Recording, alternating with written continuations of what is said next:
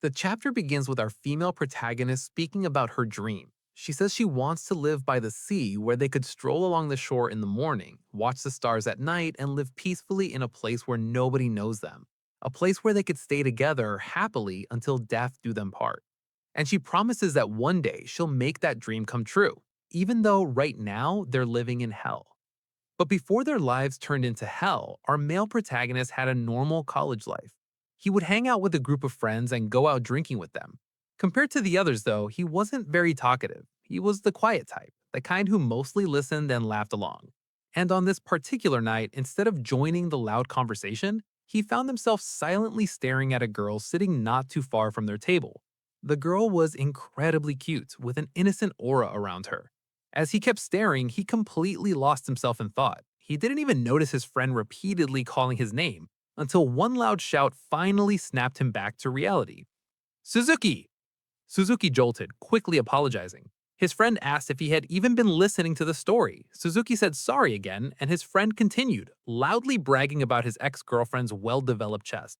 Another friend chimed in, saying his girlfriend was just as impressive. One of them got annoyed and asked if he was bragging. The guy laughed it off, saying it was nothing to brag about, then told them to look at Kokoa's chest instead, claiming hers was on another level. Suzuki's friend commented that he was dying to grope them, and Suzuki weakly agreed. But the truth was that Suzuki had never actually been in love before. He didn't even know how to react to conversations like that. When he entered college, he deliberately changed his image, a so-called college debut. He joined an outgoing group to avoid being seen as a nerd. The problem was the atmosphere didn't suit him at all. Still, he forced himself to blend in. If they found out who he really was, that he used to be a quiet nerd, he felt like it would be over for him. So he kept laughing and forcing himself to fit in, smiling in a place he didn't belong. A moment later, Suzuki stood up and excused himself, saying it was a nature call. As he walked away, he kept repeating to himself, be more fun, blend in, be like them. But as he walked in the hallway toward the restroom, he noticed someone standing in the corner texting. It was Kokoa Yoshizaki. Suzuki froze for a second. Up close, she was even cuter than he imagined. He could feel it, that soft, gentle aura around her. She even smelled nice. Kokoa kept texting while Suzuki awkwardly walked past her, wondering if he had just creeped her out. Later, he returned to his table and once again tried to blend into the conversation. But when his friend asked if he was even listening, Suzuki made another excuse and left for the restroom again. As he walked into the same hallway, he saw her again. This time, they locked eyes. Kokoa spoke first, asking if he was Suzuki from the economics department. He immediately said yes, then asked if she was Kokoa Yoshizaki. She smiled and said yes, then a brief silence followed. Inside, Suzuki was panicking, but he forced himself to stay calm and encourage himself to say something, anything. So he awkwardly commented that drinking alcohol must make her want to stay near a restroom. Kokoa replied that she wasn't there for the restroom, she had actually run away from the party. She explained that she was kind of asocial, drinking parties weren't her thing. Suzuki was surprised. He had assumed she was the type to go to pool parties and social events. Kokoa then asked if she was being annoying, and pointed out where the restroom was, assuming she needed it. Scratching his head, Suzuki admitted he didn't need it either and that he was just taking a break. Kokoa replied and said she understood the atmosphere could be exhausting. Suzuki laughed lightly, admitting that the dirty jokes were non-stop and the conversation moved too fast for him to keep up with. He confessed he wasn't a good talker and that people often thought he looked gloomy and plain. Kokoa immediately disagreed. She said he didn't look like that at all. Suzuki was stunned. She continued saying he looked stylish, unlike her. She admitted that every day she worried her outfits were tasteless. As Suzuki listened to her, he realized something. She was just like him. Kokoa explained that she came from the countryside and that people probably thought she was a country pumpkin or even ugly. Suzuki quickly told her that wasn't true and added that he understood exactly how she felt. He explained that he also came from the countryside and when he first enrolled, he was shocked by how stylish everyone was and that he was desperate not to get left behind. Kokoa smiled softly as she listened. Then she said it had been really fun talking to him. With a slightly teasing smile, she added that he was the easiest person to talk to since she started college. Upon hearing that, Suzuki froze, then blushed. He told her he felt the same way. Kokoa then asked if they could exchange line contacts. She said she didn't have many friends and would love to make more. Suzuki happily agreed. But just as they finished exchanging contacts, one of Suzuki's friends appeared behind him. It was Arata. Arata looked at the both of them and immediately asked Suzuki if he was aiming for Kokoa. Suzuki panicked and weakly denied it. But Arata loudly announced that Suzuki was hitting on Kokoa. Before Suzuki could explain, another guy chimed in, saying it wasn't fair for Suzuki to start before everyone else, especially since he was just Mr. Plain. They mocked him, called him plain, called him a virgin. Arata told him it was pointless, that he wasn't a match for someone like Kokoa. Suzuki laughed along, pretending it didn't hurt. But inside, all he felt was pain. He wanted to make a comeback, to say something clever, but nothing came to mind. So he did what he always did. He smiled. Even though he wasn't sure if he could still smile naturally in that moment. And then, Kokoa stepped in. She shyly told him to stop saying horrible things about Suzuki. She said he wasn't like that. The room went silent. Then, suddenly, people started calling Arata annoying instead, saying he talked too much, maybe because he was jealous. Arata loudly denied it. Meanwhile, Kokoa turned to Suzuki and gave him a bright, beautiful smile. And in that instant, Suzuki fell for her. But nearby, another female student silently watched everything.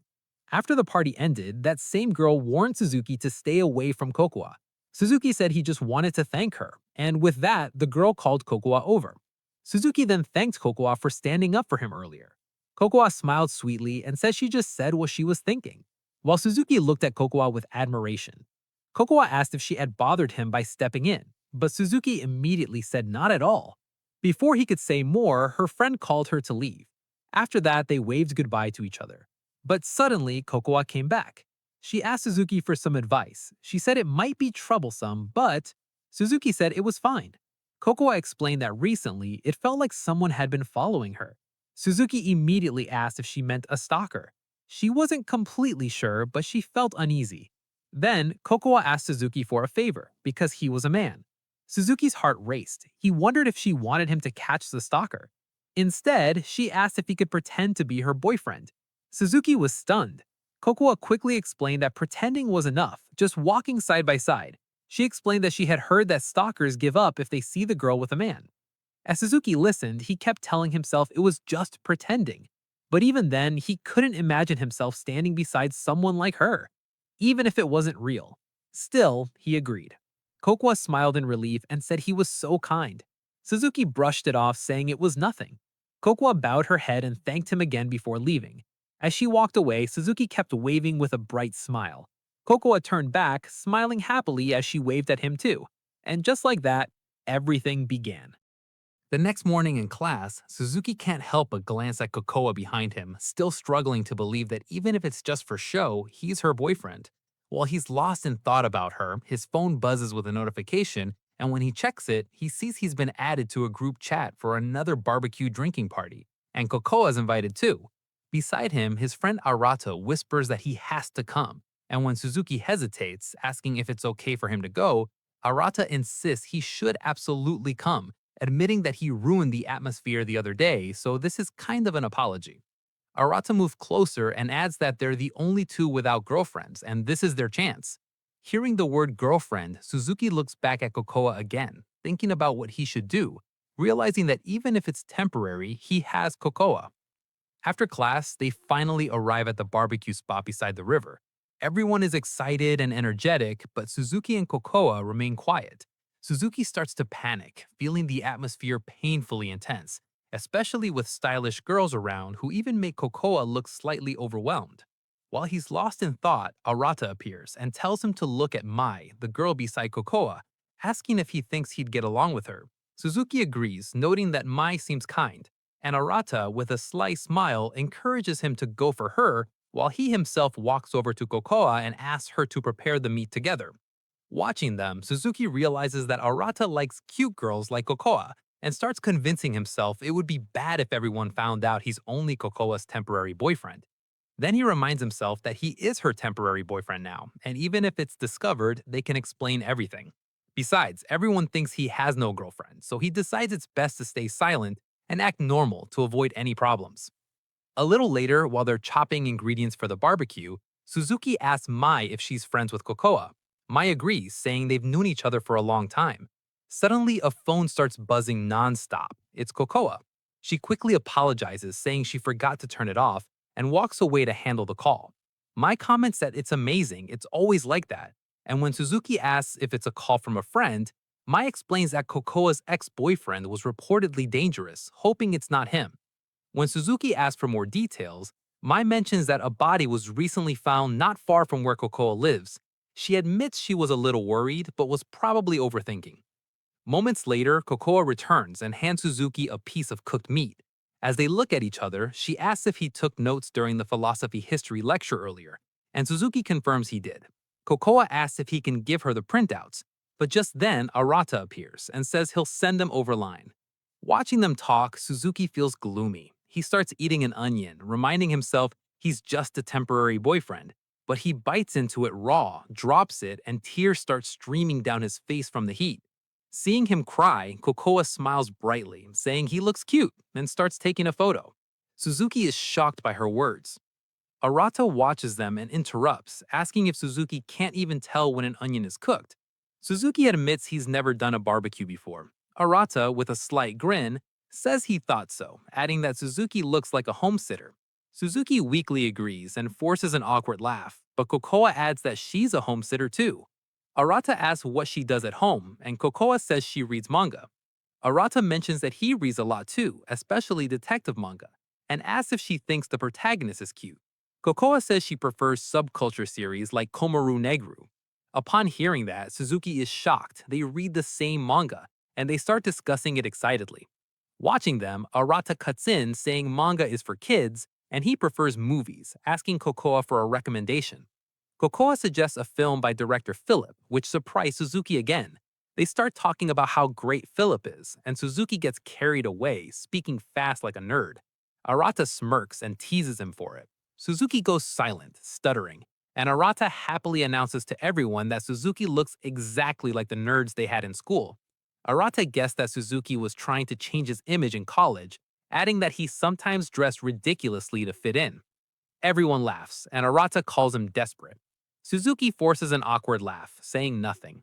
Arata praises himself for hitting the nail on the head and jokingly warns Kokoa that the nerd virus might infect her if she keeps hanging around Suzuki. Suzuki smiles awkwardly and agrees. Before Kokoa can respond, Arata asks if she wants to go see a Disney movie with him. She hesitates, but Suzuki's phone buzzes and Arata notices. Suzuki sees he's been added to a new group chat where people are talking behind Arata's back. One person laughs at him while Suzuki awkwardly smiles. Arata asks what's so funny, and the guy jokes that it looks like he's going for Kokoa. Arata turns serious, saying he hates being looked down upon, and laughs menacingly, saying sometimes he just wants to take out anyone who laughs at him. Then the atmosphere went silent. Arata turns to Suzuki, asking if he laughed too. Suzuki weakly denies it, but Arata tells him lying won't help and that it's too much to be laughed at by him. As Suzuki starts to apologize, Kokoa clenches her fists, grabs Arata by the clothes, and loudly tells him to stop bad-mouthing her boyfriend. Suzuki and Arata are shocked. Arata asks if they are actually dating, and before Suzuki can explain, he slams his hand on the table, demanding an answer. Suzuki weakly says Kokoa is his girlfriend, while Arata laughs wickedly, saying they're a nice couple. He praises Suzuki as the safe choice for quiet Kokoa, noting his silly smile, lack of opinion, and inability to notice anything around him. Hearing all this, Kokoa stands up, pours a cup of water on Arata's head, and boldly tells them he has no right to say that, leaving everyone watching in shock. As Suzuki watched Kokoa, realizing she always stepped in to protect him, he started clenching his fists, ready to do something, but before he could act, Arata, furious, pushed Kokoa away. Suzuki immediately rushed to her side, telling Arata to stop, but Arata grabbed Suzuki by the clothes, yelling that it was all his fault. He added that Suzuki was supposed to just shut up and smile, but instead he went out with Kokoa. Suzuki shouted back, saying there's no reason to raise a hand to a girl, and even others agreed with him. Arata's anger only grew as he shouted for Suzuki not dare to object and raised his fist ready to punch him in the face. Before Arata could strike, a man appeared behind him and stabbed him from behind. When he pulled the knife out, everyone saw blood on it as Arata fell to the ground. Everyone at the lake froze, staring at the man holding the bloody knife. The man turned to Kokoa and asked if she was okay. Suzuki was confused and alarmed as the man approached her, demanding why she wasn't answering him and whether she had received his messages over line. The man grabbed Kokoa and chaos erupted. Everyone started running. Suzuki stood frozen, certain the man was dangerous, as he dragged Kokoa away. Kokoa shouted to the man to let her go, but Suzuki couldn't move. He was terrified, feeling helpless, believing there was nothing he could do. Suddenly, Kokoa called out loudly for Suzuki, crying for his help. That voice sparked something in him. Gathering all his courage, he clenched his fists and ran towards them. He grabbed the man who had stabbed Arata and threw him to the ground, taking the opportunity to seize the knife. Suzuki ran to Kokoa and they started fleeing together, breathing heavily as the man began chasing them. Suzuki told himself they had to run faster and promised he would definitely protect Kokoa. But the man caught up from behind and slashed Suzuki lightly across the cheek. Glancing back, Suzuki saw the man holding another knife, and panic surged through him. They started running again, fearing for their lives. Suddenly, Suzuki was kicked hard and crashed to the ground. The man raised his knife to strike him from behind. Tears streamed down Suzuki's face as he thought he was going to die. In a desperate, instinctive move, he lunged the knife forward while screaming, stabbing the man in the stomach. For a moment, Suzuki froze, shocked at what he had done. The man weakened and collapsed to the ground. Everyone watching saw Suzuki there, the knife in his hand, and the blood on it. Suzuki cried, still holding the knife, overwhelmed by what had just happened. As Suzuki looked at the man lying on the ground, he began to wonder if he was dead and what he was supposed to do next. But at that moment, Kokoa held Suzuki's hands and gently told him that it's okay, that everything is going to be okay. And as the man slowly began to stand up, Suzuki told himself that all he wanted was to protect Kokoa. 3 days having already passed since the incident. From the news, he learned that the man who stabbed Arata had gotten away, and the police were still searching for him. Suzuki asked himself what would happen next, whether Arata was okay, and if Kokoa was safe. Suzuki then began wondering what awaited him, remembering the scene 3 days ago when he had been crying and sobbing inside the interrogation room. Seeing him like that, the officer had told him it was fine. They could proceed with the basic formalities without him. He could go home for now, and they would call in a few days. After stepping out, Suzuki overheard the officers inside discussing whether his actions could be considered legitimate self-defense. One officer said it depended on the prosecutor, but without the other man, there was no case. Still, he added, Suzuki had stabbed the man in the stomach. If it had been only the leg, it would have been easier to accept that he had no intention to kill. Self-defense cases were difficult in the end, he concluded. Later, Suzuki searched online about self-defense and learned that a case must meet several conditions to be classified as legitimate. Even if the man was found alive, it remained unclear whether Suzuki's actions would count as self-defense, and if the man died, Suzuki could be branded a murderer. Suddenly, his phone started buzzing nonstop. Checking it, he found 20 messages, one telling him to die, calling him a murderer. Opening his social media account, he saw a trending topic, a photo of him stabbing the man in the stomach. Other messages told him to turn himself in, declaring his life over, calling him scum who harms society, along with many more harsh words. Reading it all, Suzuki slowly realized how overrun his life had become. Then he noticed a deleted message from Kokoa. Seeing it, he wondered what it was. He hadn't talked to her since the incident. As he considered messaging her, he stopped. If he did, the events of that day would inevitably come up in their conversation. He decided not to send anything. Suzuki's thoughts turned to the man, who he really was. He remembered the man asking Kokoa if she had received his messages over line, and he recalled her phone ringing non-stop that day. Realizing this, Suzuki concluded the flood of notifications must have been messages from Line. If the man could send her messages, they must have known each other. Perhaps he was an acquaintance who had turned into a stalker. Even if so, Suzuki thought it would be normal to block him. He began wondering how the man and Kokoa were connected. Then he recalled Mai's words, warning him to stay away from Kokoa. Suddenly, the doorbell rang. Suzuki stood and slowly walked toward it, wondering who it could be. Maybe a delivery or something else. Peeking through the peephole, he saw Kokoa standing outside, coldly pressing the doorbell button. Sweat began forming on his forehead. At that moment, his phone rang, Kokoa calling. He answered slowly. She told him she wanted to talk and asked if she could come in. She apologized for coming so suddenly, explaining that she planned to message him over line but decided to come in person instead. Suzuki slightly opened the door and told him he didn't feel well. Kokwa replied that it was only natural after everything, promising she wouldn't take much of his time. Suzuki asked what brought her here. Kokwa said she was worried about him, having asked Yudai, their classmate, where he lived. She politely asked if she was bothering him. Suzuki slowly replied that it was okay. Then he asked if he could ask her something. She said yes. Serious now, Suzuki asked if she knew the man. Kokwa fell silent for a moment before asking why he would think that, insisting she didn't know him at all. Suzuki explained he was just wondering because the man had said he sent her messages over line. Kokwa says she assumed he meant the spam messages she had been receiving. Suzuki acknowledged, concluding that the man must have really been a stalker. Watching him, Kokwa asked if something was bothering him. Suzuki quickly explained it wasn't that, he was just asking stupid questions because he was tired. With an innocent tone, Kokwa said it was understandable after everything that had happened, and Suzuki agreed. Then Kokwa thanked Suzuki for helping her that day, saying that without him she probably would have been dead, calling him her savior and expressing her deep gratitude. Suzuki weakly replied, okay. Kokwa added that he seemed to be having a hard time and asked him to tell her if there was anything she could do, promising she would always be by his side. But Suzuki coldly replied that there was nothing she could do, he was already done for. Kokwa insisted that wasn't true, saying the man was to blame and that Suzuki acted in legitimate self-defense, doing nothing wrong, and would surely be fine. Remembering the officer's words and what he had read online, Suzuki clenched his teeth and loudly told her it was over, demanding she stop spouting reckless things. Kokwa fell silent, apologizing, saying everything had happened because of her, because she asked him to pretend to be her boyfriend. She apologized again. Before leaving, she says she wouldn't bother him anymore, that he didn't have to pretend to be her boyfriend, thanked him for all he had done, and apologized one last time. Before stepping away, she added that she made cabbage rolls and told him to eat them if he could, then said goodbye.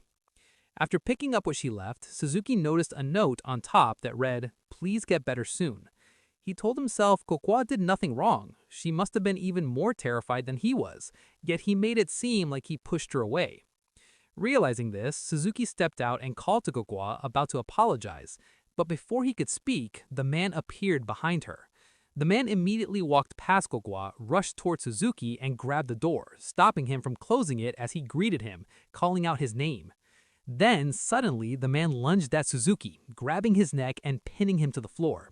As Suzuki lay pinned, he asked himself what the man was doing here. Before he could think further, the man shouted at him, demanding to know who he was, and punched him in the face. Helpless, Suzuki took blow after blow. From behind, Goblois rushed forward, yelling for him to stop. The man waved her off, saying it was fine. In that moment, Suzuki saw an opening. He struck the man directly in the stomach, the same place he had stabbed before, and hit him again, forcing him to crawl backward. Kokwa hurried to Suzuki's side, worried. The man, watching them together, groaned in pain and told Kokwa to step aside. Kokwa stayed firm and warned the guy that she would call the police. Hearing that, he demanded why, but she continued, insisting that if he didn't leave immediately, she truly would call the police. The man was seriously asked why she was siding with a nobody, claiming she should be with him and that she definitely would be happy with him.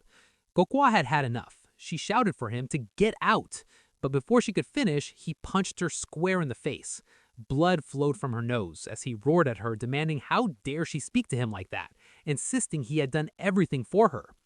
Seeing Kokwa tremble in pain, the man's anger wavered, and he weakly apologized. His gaze then fell on a kitchen knife. Trembling, he grabbed it, saying it would be better if he died, as Kokwa and Suzuki watched him in horror. He continued, his voice cracking, saying the cops would catch him anyway, that even Kokwa hated him now, and that he truly had nobody else. Tears ran down his face as he clutched the knife, asking Kokwa if she would die with him. Suddenly, he kicked Suzuki in the face and told Kokwa to relax, promising it wouldn't hurt.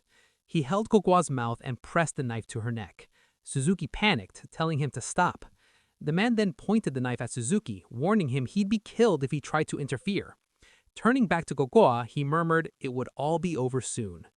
Kokwa cried desperately, calling for help. Suzuki clenched his teeth and scanned the kitchen for a weapon. His eyes landed on a frying pan. He silently went towards it to grab it. As the man continued threatening Kokwa, slowly pressing the knife against her neck and slicing slightly, upon seeing that, Suzuki immediately acted, thinking that he had to do it. He raised the frying pan with all his strength and struck the man's head hard. The man fell to the floor and started bleeding. Suzuki turned to Kokoa and asked if she was okay. Weakly, she answered yes. Looking back at the man lying helpless, Suzuki realized just how bad the situation had been. Upon realizing the situation, Suzuki told Kokoa that she should leave. While Suzuki looked at the man, he realized that his life was finally over and he didn't care anymore. He picked up a knife, pointing it at his own neck. Kokoa urged him to stop, insisting it was too dangerous, but Suzuki told her to leave, that he was worthless. He confessed there was nothing he excelled at, neither studies nor sports, no talents, no friends, a gloomy, boring person. He'd tried to change but failed. Even his parent had given up on him. He'd become a burden to everyone. Now, after killing a man, he was disgusted with himself and didn't think he could survive this vicious cycle. Suzuki apologized to Kokoa for causing her trouble. Smiling faintly, he said he was glad he had protected her in the end and thanked her for standing by him. Saying his final goodbye, he sliced his own neck and blood began to spill. But then his eyes opened. Kokoa stopped him, smiling beautifully. She told him not to die, happily asking him to live together. Hugging him tightly, she confessed that she was just like him, feeling worthless, knowing the desire to die. But she didn't want him to die. She begged him not to leave her alone. Hearing these warm words, Suzuki began to cry. The comfort of her hug felt incredible, and in that moment, Kokoa became like a goddess to him, saving him from despair. Suzuki felt forgiven, allowed to live, even if he could never walk a righteous path, and even if his life fell into hell. A moment later, while Suzuki and Kokoa were staring at the man lying motionless on the floor, Kokoa quietly asked what they were going to do. But deep down, Suzuki already knew the truth. He had willingly killed the man, and sooner or later, he would have to pay for it. Closing his eyes for a brief moment, he gathered his thoughts. Then he calmly told Kokoa that he would handle everything. As Suzuki began covering the man's body, he understood that the life he once had was already over. But when Kokoa asked him to keep living with her, something inside him shifted. After placing the man's body into the car, Suzuki told himself that until the day he gets caught, even if it's only for a short while, he wants to try living the way he truly desires. Moments later, while driving, Suzuki glanced at Kokoa and gently grabbed her shoulder, softly calling her name. In that instant, he leaned closer, about to kiss her, but it was only his imagination. Not long after, they arrived at the location where Suzuki planned to dispose of the body. Kokoa asked if she should help, but Suzuki reassured her that it was fine. Suddenly, the man who was supposed to be dead lunged toward Kokoa. The moment Suzuki saw that, he immediately grabbed him by his hoodie and dragged him away as the man repeatedly cried out Kokoa's name. Holding a shovel, Suzuki glared at him with cold anger. The man stuttered, trying to say something, and then, breaking down in tears, desperately begged Suzuki not to kill him. Suzuki asked him one simple question, if he would stop stalking Kokoa. But the man remained silent. At that moment, Suzuki thought he could just leave him there. He knew the man was dangerous, but he was also weakened. Maybe, if he had learned his lesson, he might change. However, just as Suzuki was about to walk away, he noticed the man reaching for a stone nearby. And with that, Suzuki's expression turned ice cold. He realized the man was hopeless. As the man cried for his life, Suzuki struck him with a shovel, delivering the final blow. While digging the grave, Suzuki told himself that his old self had died as well. He had been reborn for one reason only, to protect Kokoa. The weak version of him was gone. From now on, he would become the person he truly wanted to be. Later, while Kokoa quietly scrolled through her phone, Suzuki approached her and coldly asked if he could call her by her name. Kokoa smiled and agreed, calling him by his first name, Ryuto. Hearing that, Suzuki was visibly surprised. It was the first time anyone had called him that so naturally. Kokoa then commented that his name sounded cool and that it suited him perfectly. Seeing her act so cheerfully, Suzuki became flustered. Kokoa then admitted she was feeling a little tired and suggested they should do something fun. Suzuki agreed and asked what she had in mind. Kokoa said she wanted to go to Disneyland. She explained that she had once promised to go there with a friend, but they couldn't make it. Still, she thought it would be a great place to have fun, and she had never actually been there before. The moment Suzuki heard that, he agreed without hesitation. Surprised, Kokoa asked if he really meant it, her happiness obvious. As Suzuki held the money taken from the man, he said they could use it. He added that he had never been to Disneyland either and that he was looking forward to going there with Kokoa. Then, moments later, as Suzuki drove toward Disneyland, he still couldn't believe it. He was actually going there with Kokoa. And before he knew it, a thought slipped into his mind. This almost feels like a date. Later, under the pouring rain, they finally arrived at Disneyland. Kokoa excitedly said she couldn't wait, her eyes sparkling with anticipation. Then she turned to Suzuki and asked what ride she wanted to try first. Suzuki replied that anything Kokoa wanted was fine with him. Smiling brightly, Kokoa said she loved scary rides. Suzuki, who clearly wasn't great with them, hesitated a second, but reluctantly said he liked them too. Noticing the way he was acting, Kokoa suddenly suggested they try the coffee cups instead, saying she heard it was super fun. Suzuki immediately agreed. While riding the coffee cups, Kokoa cheerfully announced she was going to spin it like crazy. But as Suzuki watched her, he realized something. Kokoa probably noticed I couldn't handle scary rides very well. That's why she suggested this one instead. Later, while they were eating, Kokoa happily suggested that after they finished, they should try Mr. Bear. She added that she also wanted to check out the princess ride. At that moment, Suzuki realized she was going out of her way for his sake, when really it should have been the other way around. As she enjoyed her strawberry-flavored treat, Kokoa excitedly told Suzuki it was really good and suggested they split it. Suzuki was caught off guard and shyly declined, but Kokoa insisted it was delicious. In response, Suzuki quietly said he preferred vanilla. After that, Kokoa was silent for a moment. Suzuki's thoughts immediately spiraled. He started wondering if she was truly enjoying his company. He told himself he was always gloomy and annoying, and on top of that, he had been casually calling her by her first name, thinking she must think he was being presumptuous. When Kokoa looked at him and gently asked if he was all right, Suzuki flinched. He was about to apologize, but before he could, he overheard someone nearby mentioning that a killer is still on the run and that it's terrifying. The moment he heard that, his heart began pounding violently. He quickly started searching online for news about a recent murder, desperately trying to convince himself it wasn't about him. But then, two girls standing behind him whispered that he looked familiar. Suzuki's heartbeat grew even louder. His breathing became heavy as he slowly closed his eyes. And then, Kokoa reached out and held his hand. She gently told him it's okay. Still holding his hand, she suggested they leave and not focus on things that bring him down. She said they should just enjoy themselves. And if he was struggling with something, he could always tell her.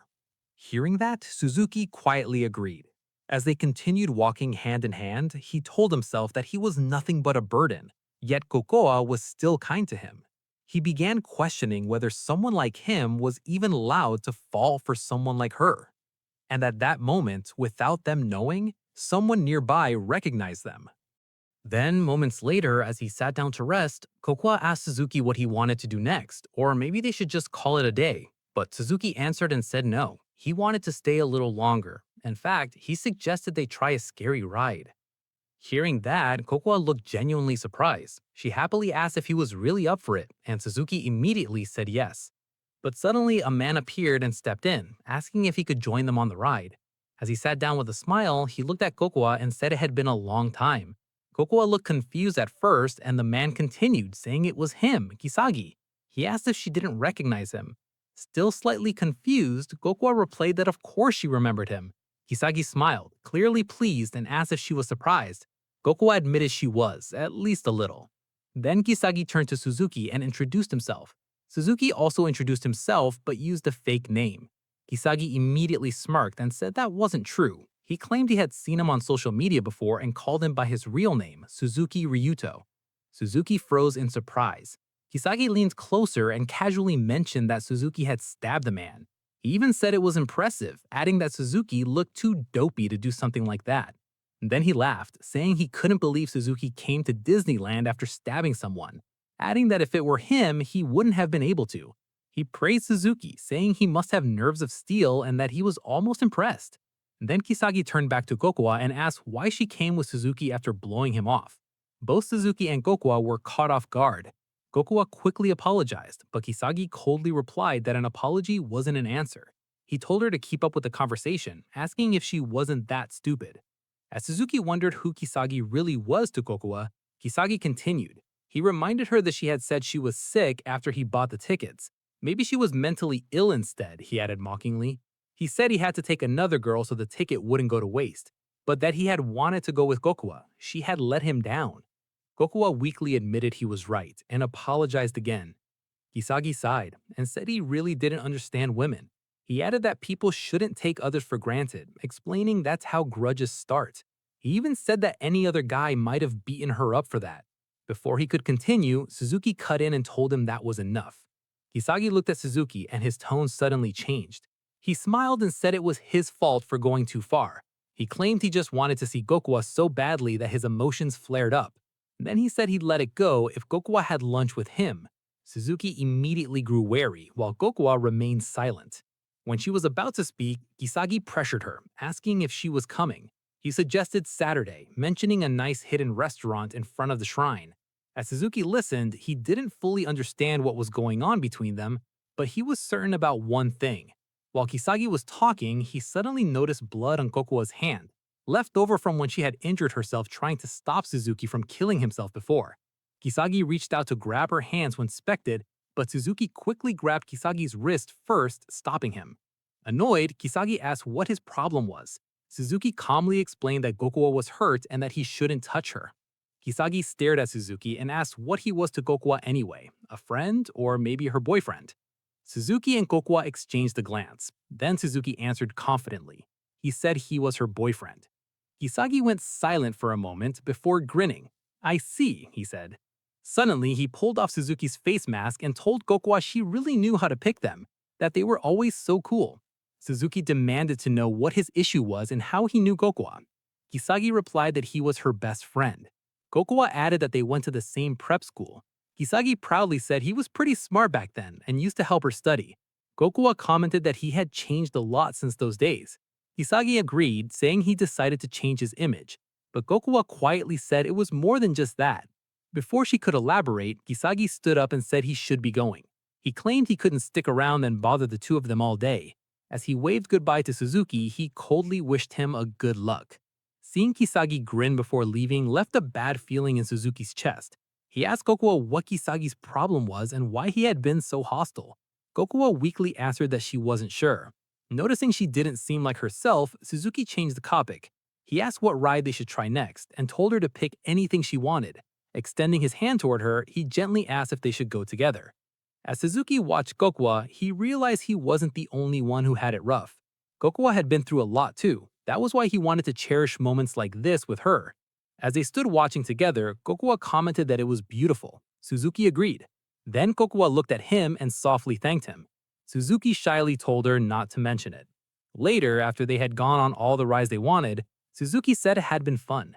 Gokuwa added that she wanted to check out the sea attraction, and Suzuki agreed, saying it sounded fun. Then Gokuwa suddenly suggested they go tomorrow. Suzuki was surprised and said they should at least get some rest first. Gokuwa also agreed. In Suzuki's mind, he started thinking, going home right now might be risky for him. Maybe he should take Gokuwa home and pick her up in the morning. He could stay at a net cafe for the night. But when he looked up, he noticed a hotel nearby. Seeing it, an idea suddenly crossed his mind. He immediately started blushing, asking himself what was he even thinking? That was going too far. Then Kokowa mentioned she knew that place. She had heard rumors that the rooms were super cute and that the hotel food was really tasty. Suzuki's thoughts spiraled again. Should they go? Was it okay for a guy and a girl to stay together like that? He tried convincing himself that they were tired, the hotel was close by, and he wasn't the type of guy who would take advantage of her. Finally, gathering his courage, Suzuki asked Gokuwa if they should stay there for the night. Gokuwa paused for a moment, then blushing deeply, she slowly nodded. Seeing that, Suzuki was completely caught off guard. Gokuwa gently tugged on his clothes and softly said, "Let's go." Moments later, inside the hotel room, Kokoa is visibly excited the moment she sees it, happily commenting on how cute the decorations are. Without hesitation, she jumps onto the bed, laughing as she says the bed is so fluffy, and hearing that immediately makes Suzuki's heart start pounding loudly. Suzuki walks over to the refrigerator and opens it, saying there's a lot of alcohol inside. Kokoa replies and asks if it isn't expensive. She then adds that if Suzuki wants to drink, this might be a rare chance since they wouldn't get opportunities like this every day. Suzuki replies and says they aren't even 20 yet, so they wouldn't be allowed to drink. Besides, they have to wake up early tomorrow. As Suzuki lies down on the bed, he comments that it feels really comfortable. Closing his eyes for a moment, he tries to relax. Kokoa then says that since there's nothing else to do tonight, they can just relax and visit the sea tomorrow afternoon. When Suzuki slowly opens his eyes, he notices Kokoa quietly looking at him, and that alone makes him blush as his heart begins racing. Kokoa then gently asks if he had fun today. Suzuki immediately answers yes. Seeing that, Kokoa smiles warmly and says she's glad to hear it, telling him they should have fun tomorrow too.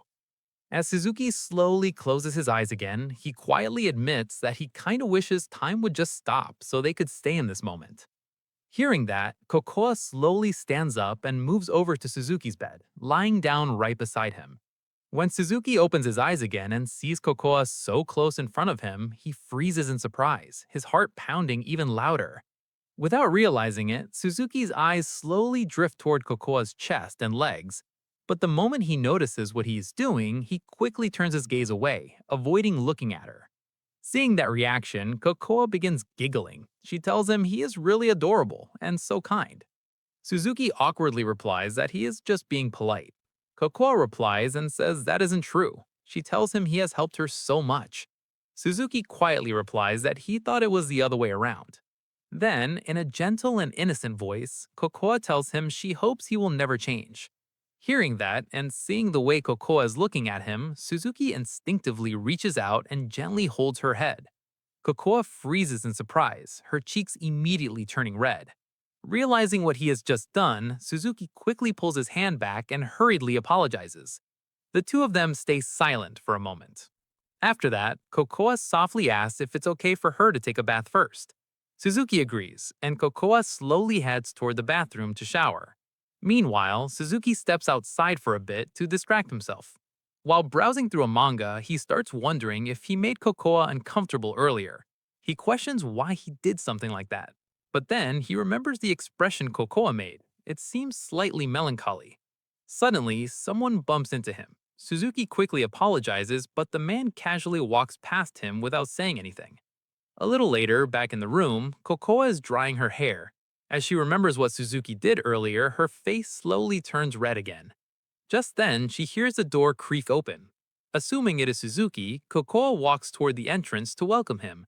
But then, she hears someone laughing. Standing there is Kisagi. With a smile on his face, he casually says he's glad to be back. As Kokoa is about to question him, Kisagi calmly tells her it is all right. Then he slowly begins approaching her, secretly hiding a knife behind his back. Still smiling, he tells Kokoa, "Let's have some fun." When Kokoa is about to ask Kisagi how he managed to get into the room, Kisagi casually answers before she can even finish the question. He says he simply borrowed the key from your dopey boyfriend. He adds that Suzuki is a real scatterbrain. According to him, Suzuki had just been standing there reading a manga and grinning to himself. He scoffs and says he honestly doesn't understand what Kokoa even sees in someone like Suzuki. Kokoa doesn't waste time arguing. She directly asks Kisagi what he wants. With a smile, Kisagi answers, it's simple. He wants her for himself. Confused, Kokoa asks what he means. Kisagi explains that he wants her to go out with him. But Kokoa slowly tells him she already has Suzuki. The moment she says that, Kisagi's expression twitches. He reminds her that this is the second time he has asked her. Then he starts questioning why he wouldn't be the perfect boyfriend. He lists everything about himself, his sharp nose, his chiseled jawline, and the fact that he's loaded with money. He brags that plenty of stupid girls keep falling head over heels for him, happily supporting him financially. Then he mocks Suzuki again, asking Kokoa if Suzuki has money or even a good education. He even claims that Suzuki probably isn't her real boyfriend, and that Kokoa is just playing with him like she always does. But Kokoa calmly replies that looks and money aren't important to her. Hearing that, Kisagi's tone suddenly changes. He asks if she really means she would date a poor and ugly guy, and that is the reason she rejected him. Kokoa replies and tells him that isn't true. She reminds him that he used to be her friend. Then she quietly asks what happened to him, adding that he hadn't always been like this, and that back then he was kind and upbeat. But Kisagi suddenly snaps. He yells at Kokoa, saying she is the one who made him like this. He says she really pisses him off. According to him, Kokoa likes to act like some tragic princess, like a damsel in distress. But in reality, he is the one who has gone through hell. Kisagi demands to know what she thinks happened after she rejected him. He explains that he became the laughingstock of the entire school. Everyone mocked him, saying an unattractive reject like him should have known his place. They loved piling on him because he always got the best grades. Eventually, he became a shit-in. His entire life had been ruined. Meanwhile, Kokoa just continued living as if nothing had happened. People always adored her for her looks, even though, according to him, she was just a dumb cow. The fact that she hurt him didn't seem to matter to anyone. Kisagi then tells Kokoa that it's her fault that he's suffering. While he's drowning in misery, she keeps living happily. He even admits that sometimes he wishes he could kill them all. When Kokoa tries to respond, Kisagi cuts her off, saying he doesn't need excuses. He just wants her to understand one thing, that people only like her because she has a pretty face and a nice body. But he claims he is different. He says he doesn't care how awful she might be underneath. If she goes out with him, he will always forgive her. He will accept who she truly is, even her ugly side. He tells her he doesn't care if she rejected him before or broke her promises. He doesn't even care if she flirts with other men. He can overlook all of it, as long as she agrees to become his alone. With a twisted smile, Kisagi tells her this is the definition of true love. But Kokoa quietly disagrees. She says real love means caring about your partner's happiness and well-being. As she says that, tears slowly begin falling from her eyes. Seeing her cry, Kisagi slowly approaches her as if he's going to comfort her. He gently asks what is wrong and why she is sad. But before his hand reaches her, Kokoa slaps it away. At that point, Kisagi demands an answer. Is she going to become his or not? Kokoa quietly tells him that she can't. Hearing that, Kisagi walks past her and picks up a cup.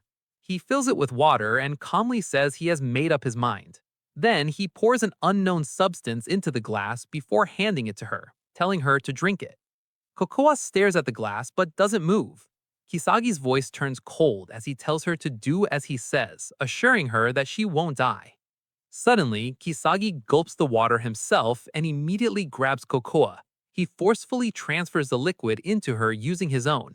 Kokoa struggles, trying to push him away, but Kisagi suddenly stabs the knife into the wall beside them as a warning.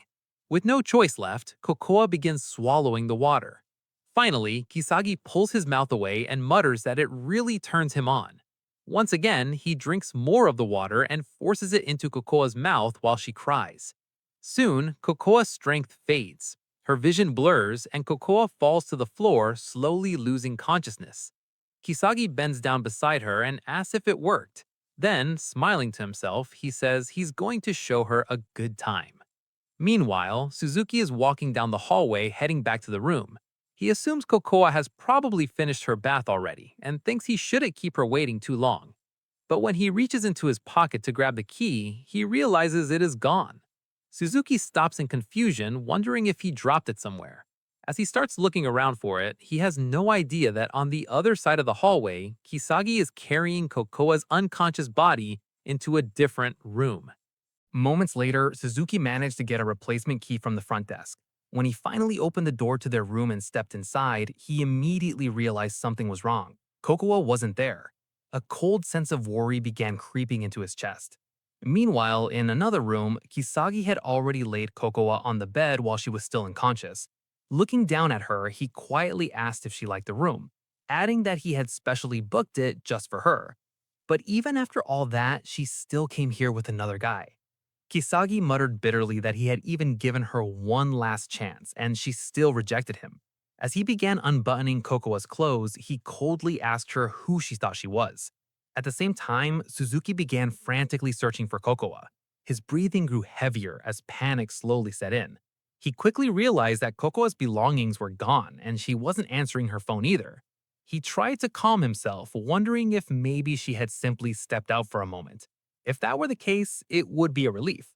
But then another thought crossed his mind. What if some other creep had attacked her? While Suzuki stood there, desperately thinking about where she might be, he overheard a woman nearby talking on the phone. The woman sounded annoyed, asking who Kokoa was and complaining that the person she was talking to had said he was going to stay with her.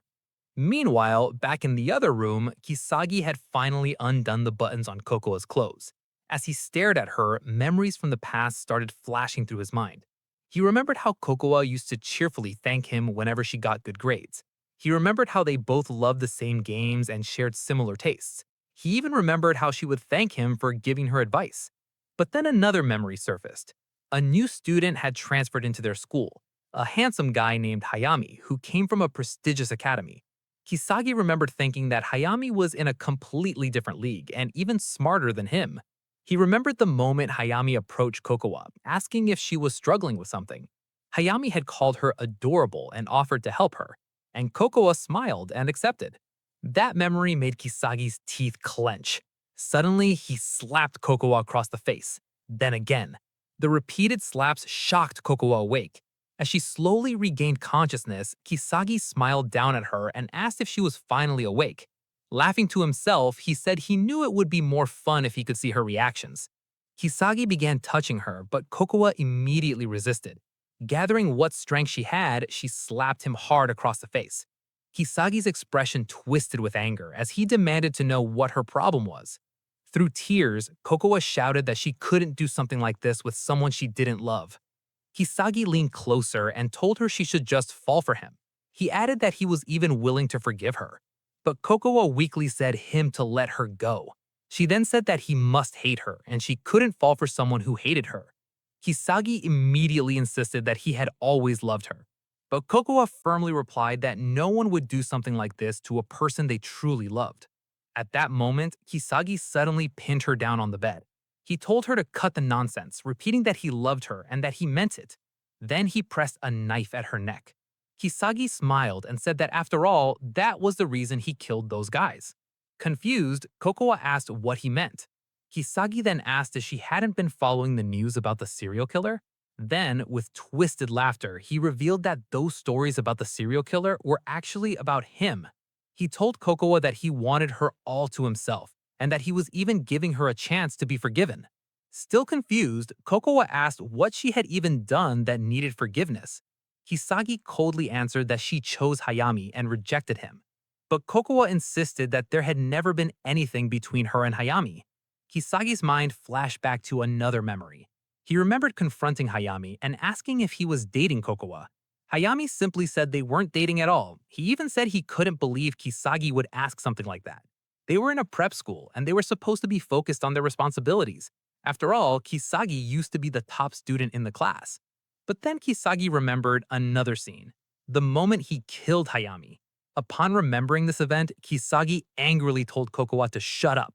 He insisted that everything was her fault. Pressing the knife harder against her neck, he said that killing the people who looked down on him wasn't enough. His pain would only disappear when she finally became his.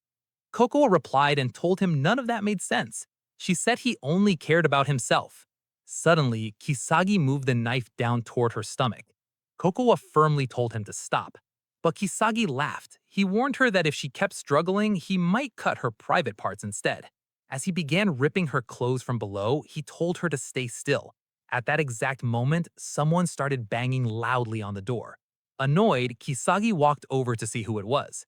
The moment he slightly opened the door, Suzuki suddenly grabbed it and forced it wide open. Suzuki immediately rushed into the room.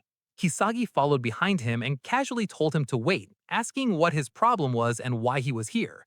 Suzuki replied that there was a girl at the reception desk. He explained that he had overheard her angrily asking on the phone why the reservation name was Kokoa, and demanding to know who it was and why the person she was talking to had said he was going to stay with her.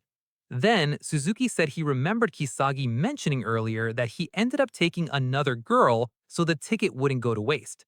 Suzuki then explained that he asked the girl about her boyfriend, and the description she gave perfectly matched Kisagi. That was the moment Suzuki realized Kokoa might be here. While Kisagi was still talking, Suzuki suddenly rushed deeper into the room. And there, on the bed, he saw Kokoa crying. The moment he saw her like that, Suzuki turned toward Kisagi and coldly asked him what he had done to her. Then loudly told Kisagi he'd had enough of his nonsense. But Kisagi only shrugged casually and said there was no need to explain anything, adding that Suzuki was just making a scene. Ignoring him, Suzuki quickly took off his jacket and gently covered Kokoa with it. As he did, he softly asked her if she was okay. Through her tears, Kokoa weakly answered yes and quietly thanked him. Kisagi burst out laughing, mockingly telling Kokoa that they had sure had a great time together, then added that he guessed she probably didn't remember much since she was fast asleep the whole time. Then he looked at Suzuki and said he felt a little bad for cutting in line like that he ended up going first. He even added that Kokoa was nice and tight. The moment Suzuki heard that, he immediately punched Kisagi straight in the face and shouted he'd had enough. But Kisagi quickly swung his arm back at Suzuki and angrily asked why people always go for his perfect face. His expression twisted with rage as he pointed the knife at Suzuki and declared that he was going to slaughter him. Seeing the knife, Suzuki suddenly realized something. Kisagi was another complete psycho. In his mind, Suzuki started wondering, why does this keep happening to him? Why do situations like this keep repeating themselves? He suddenly remembered Mai mentioning that a body had been found near Kokoa's place, and the man had claimed that he had done everything for her. As Suzuki glanced back at Kokoa, he began asking himself what was really going on with her. He even remembered Mai warning him to stay away from her. For a moment, Suzuki questioned what kind of person Kokoa really was, but then he saw her crying again, and that sight brought back memories. How Kokoa had always stepped in to help him and how she had saved him from taking his own life. Remembering all that, Suzuki started convincing himself that Kokoa had always been kind and thoughtful, and that Kisagi was truly at fault here. While Suzuki was still thinking, Kisagi suddenly gave him two choices. The first option was simple. Suzuki could keep pretending to be Kokoa's boyfriend and get killed by him. The second option was to step aside and let Kisagi have Kokoa. If he did that, the three of them could have fun. To Kokoa's shock, Suzuki chose the second option.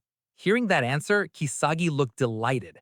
He happily praised Suzuki for making the smart choice and suggested they make a toast to celebrate. He said he would go fetch some drinks. As Kokoa watched Suzuki, she felt uneasy. She never expected him to choose that option. A moment later, Kisagi returned, stretching out his arm and handing a glass of wine to Suzuki. Suzuki held the glass and slowly raised it, as if he was about to drink. But Kisagi casually added that he would start first, then told Suzuki that while he waited, he could grope Kokoa if he wanted, and if she got tired, he could just slap her around a little bit. Suddenly, Suzuki smashed the cup of wine glass straight into Kisagi's face. As Kisagi clutched his face in shock, Suzuki noticed a wine bottle lying on the floor. He immediately grabbed it and smashed it against the wall, creating a jagged, sharp edge. Without hesitation, Suzuki grabbed Kisagi by the hair and violently stabbed toward his eye with the broken bottle. With burning anger in his voice, Suzuki shouted that someone like him didn't deserve to live. Kisagi screamed in agony as his eye was injured. Clutching his face, he began to yell and curse at Suzuki. Through his rage and pain, Kisagi declared that this was unforgivable, and as he glared at Suzuki, he swore that he would kill him. When Suzuki was about to attack Kisagi again, Kisagi suddenly rushed toward Kokoa and immediately grabbed her, pointing his knife at Suzuki. At that moment, Kisagi began laughing, saying that Suzuki had almost diced his own girlfriend. While still holding Kokoa, Kisagi started taunting him, telling Suzuki to go ahead and stab him if he could, but Suzuki didn't move. Seeing this, Kisagi attacked him instead and asked Suzuki what was wrong. Maybe he couldn't even raise his arm anymore? As Kisagi continued attacking, he started telling Suzuki that Kokoa's feelings were not mutual and that he almost pitied him for it. Then suddenly, Kokoa bit Kisagi's arm. After being bitten, Kisagi had no choice but to shake her off, and he slapped Kokoa away. At that exact moment, without any hesitation, Suzuki stabbed Kisagi in the eye once again. Suzuki drove the broken bottle deeper into Kisagi's eye. As Kisagi tried to fight back, he kept stabbing at Suzuki with his knife. But in that moment, Kokoa struck Kisagi on the head with a lamp, causing him to lose his strength and drop the knife. Suzuki immediately grabbed the knife and pointed it at Kisagi. While Suzuki held the knife toward him, Kisagi told Suzuki that he was crazy. He then asked him if he really thought Kokoa was worth all of this, and said that Suzuki needed to wake up. Kisagi added that he bet Suzuki was a complete pariah who had never had any real friends, let alone a girlfriend. Hearing that, Suzuki asked Kisagi why he was suddenly asking something like that. Kisagi then told Suzuki that it was strange that Kokoa would choose someone like him, He told Suzuki to think about it. What exactly did Kokoa gain from dating a nobody like him? According to Kisagi, Kokoa was just using him. Upon hearing that, Suzuki went silent. Kisagi smirked and said that he must have hit the bullseye. Suzuki then pressed the knife against Kisagi's neck. Kisagi asked him if he was really going to do it, and Suzuki replied that scum like him deserved death. But Kisagi responded that if Suzuki killed him, then Suzuki would also become scum who deserved to die. Hearing that, Suzuki suddenly remembered the man from before, the one who begged him not to kill him. While Suzuki was lost in thought, Kisagi continued talking. He said that Suzuki probably believed his actions were justified, but he told him that he was wrong. As Kisagi secretly reached for another knife in his pocket, he told Suzuki that deep down, Suzuki already knew that himself. At that moment, Kisagi suddenly swung the other knife at Suzuki. As Kisagi began laughing, he asked Suzuki what was wrong, saying that someone who hesitates like him could never expect to kill anyone. Then Kisagi added, still laughing, that Suzuki could try if he wanted. After all, Suzuki would simply become his sixth victim. And besides, a mediocre loser like him didn't have it in him to kill. But at that moment, Suzuki calmly replied, and told Kisagi that he had already killed someone before. Kisagi was surprised by Suzuki's words.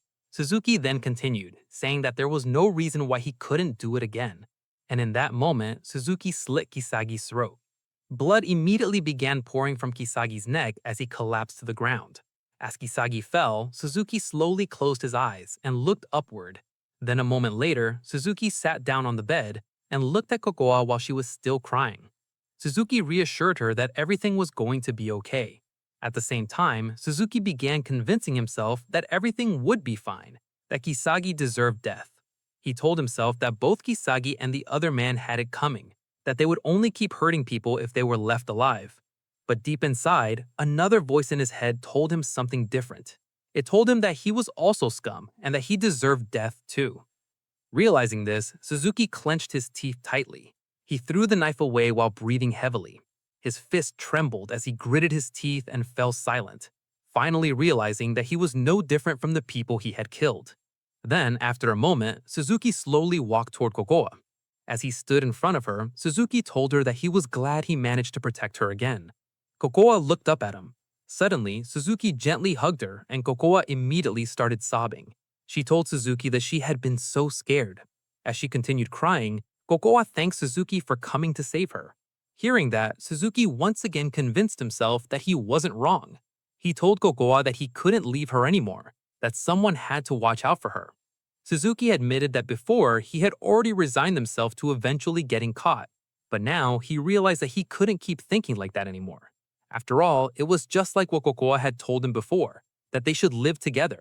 And because of that, Suzuki finally made up his mind to live, so that he could continue to protect her. As Suzuki hugged Kokoa, his eyes slowly turned cold. Inside his mind, he told himself that he would become Kokoa's hero. That was the person he wanted to be, the purpose of his life. Then a moment later, after cleaning up and placing Kisagi's dead body inside the bathtub, Suzuki extended his hand toward Kokoa and asked her to come with him. Kokoa gently took Suzuki's hand. Her eyes were filled with happiness as she smiled brightly. The next morning, while Suzuki was driving, he checked his phone and saw the latest news about a gruesome scene discovered at Disneyland.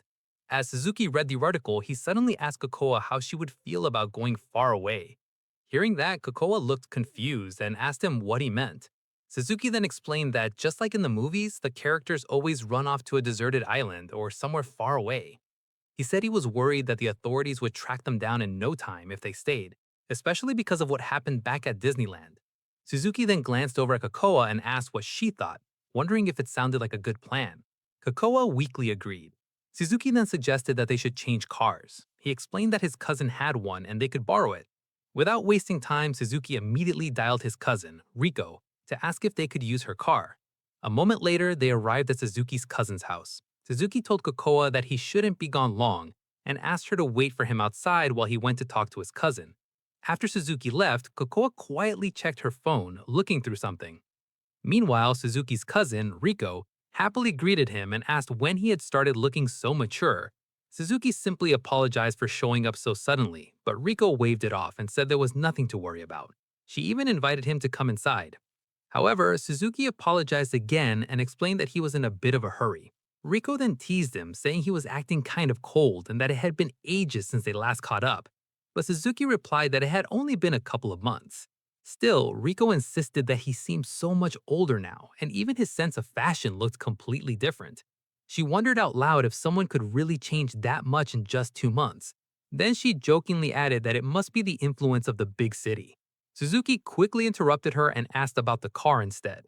Rico then handed him the key and told him it was actually her dad's car, warning him not to wreck it. As Suzuki took the key, he apologized once more and thanked her, saying he had to get going. As Suzuki started walking away, Rico quickly followed him from behind. Sensing her presence, Suzuki turned around. Rico asked if she was bothering him, then wondered why he was acting so cold. Suzuki told her she was just imagining things, but Rico says she was genuinely worried about him. She explained that she had seen a post on social media about an incident at the river and tried to message him about it, but he never responded. Now she's hearing that he's heading to Hokkaido, and it felt like he was acting as if everything was completely normal. Rico then noticed Suzuki's cheek and asked what had happened. She wondered if the guy who went after Suzuki had done that to him, and asked what happened to the man afterward, if he had been caught. Suzuki weakly replied that the man hadn't been caught yet. Hearing that, Rico looked surprised and said the guy was still on the run, adding that the cops really needed to catch him already. Suzuki weakly agreed before stepping outside. Rico fell silent for a moment as she followed him, trying to start another conversation.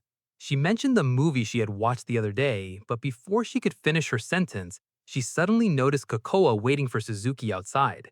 The two girls locked eyes. Seeing Kokoa, Rico looked surprised and asked Suzuki if she was his girlfriend. Suzuki hesitated for a moment before answering no. Rico immediately pointed out that he hesitated before answering, but Suzuki quickly raised his voice and insisted Kokoa was just a friend.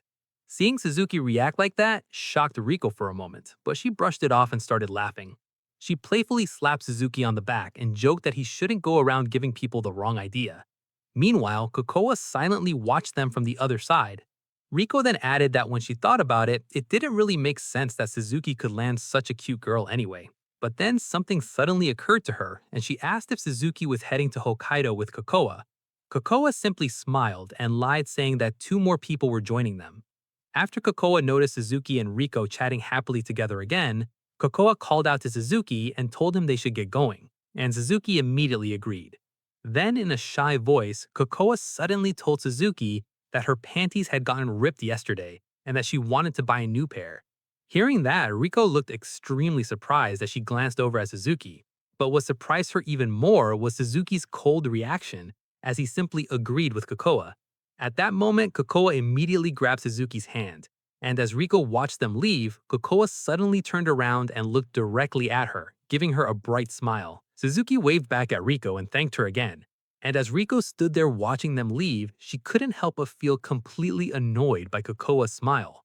Later that night, Rico was watching videos from some famous influencers, but after a while she found them boring. As she continued scrolling through her phone, she suddenly came across a news video about the attack at the Disney hotel. The report said that the culprit was still on the loose. Seeing that, Rico realized that there had been so many attacks recently, and it was starting to feel really creepy. She also remembered that even the guy who went after Suzuki was still out there somewhere. Rico began thinking that this was definitely a bad time for Suzuki to be taking a trip to Hokkaido. Worried, she started messaging him. But after a moment, Rico went quiet. She slowly lay down on her bed, staring at the ceiling. Even if she tried to stop Suzuki, there was still that girl, Kokoa. And even though Suzuki had told her earlier that Kokoa wasn't his girlfriend, Rico knew that was a lie. After all, Kokoa had clearly been gloating earlier. Then Rico began wondering how plain, meek Suzuki had ended up with a girl like her. Soon, another thought crossed her mind.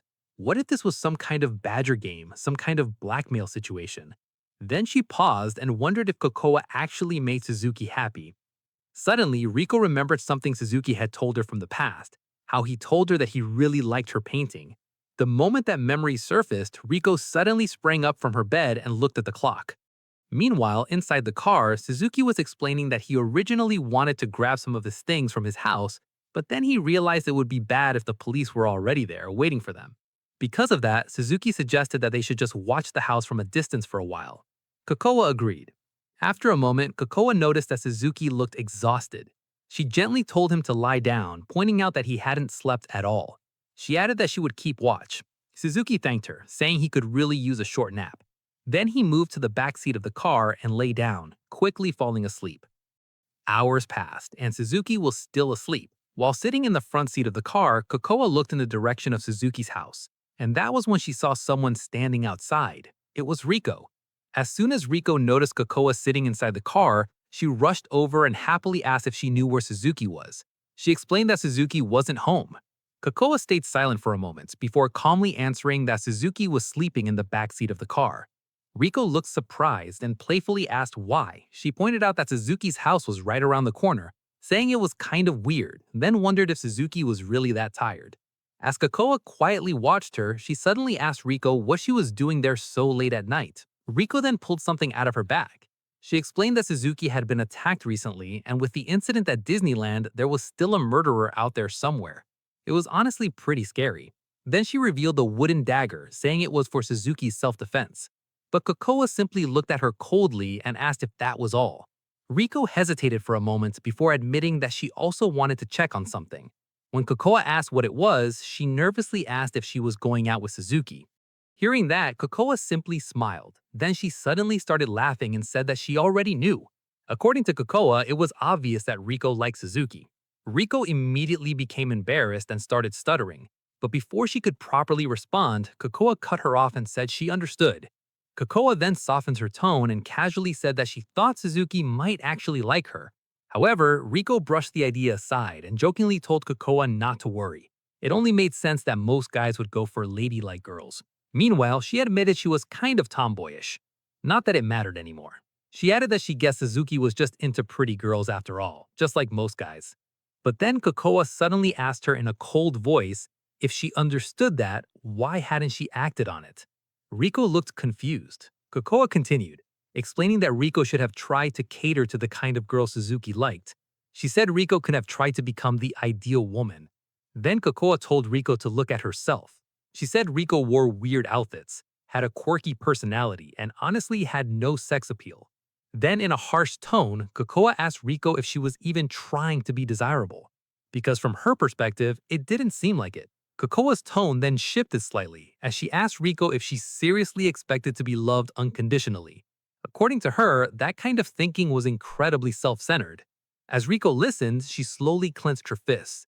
She admitted that Kokoa was probably right. That was probably the reason why she wasn't very popular.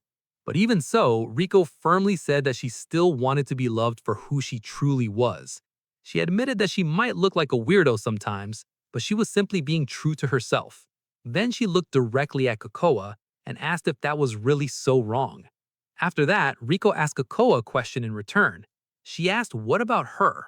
She wondered if Kokoa was lying to herself just so she could stay popular, and if she could truly be happy living like that. After hearing those words, Kokoa suddenly fell silent. Meanwhile, Suzuki finally slowly woke up. He asked Kokoa if something was wrong, then glanced outside the car and saw Riko. Curiously, he asked Riko what she was doing there. Riko explained that she had been worried about everything, so she brought a wooden dagger for him. Suzuki simply replied that it was nice of her. Riko then asked if he was already going to Hokkaido. Suzuki answered that he would leave after packing up. She mentioned that she had missed the last train and Suzuki offered her a lift. Riko playfully reminded him that it was her car, so he sighed and agreed, while Kokoa looked visibly irritated. A little later, as Suzuki drove, he asked Riko why she was out so late. She explained that she had heard about the incident at the Disneyland Hotel and was worried that it might be the same guy who attacked him, that the culprit was still on the run.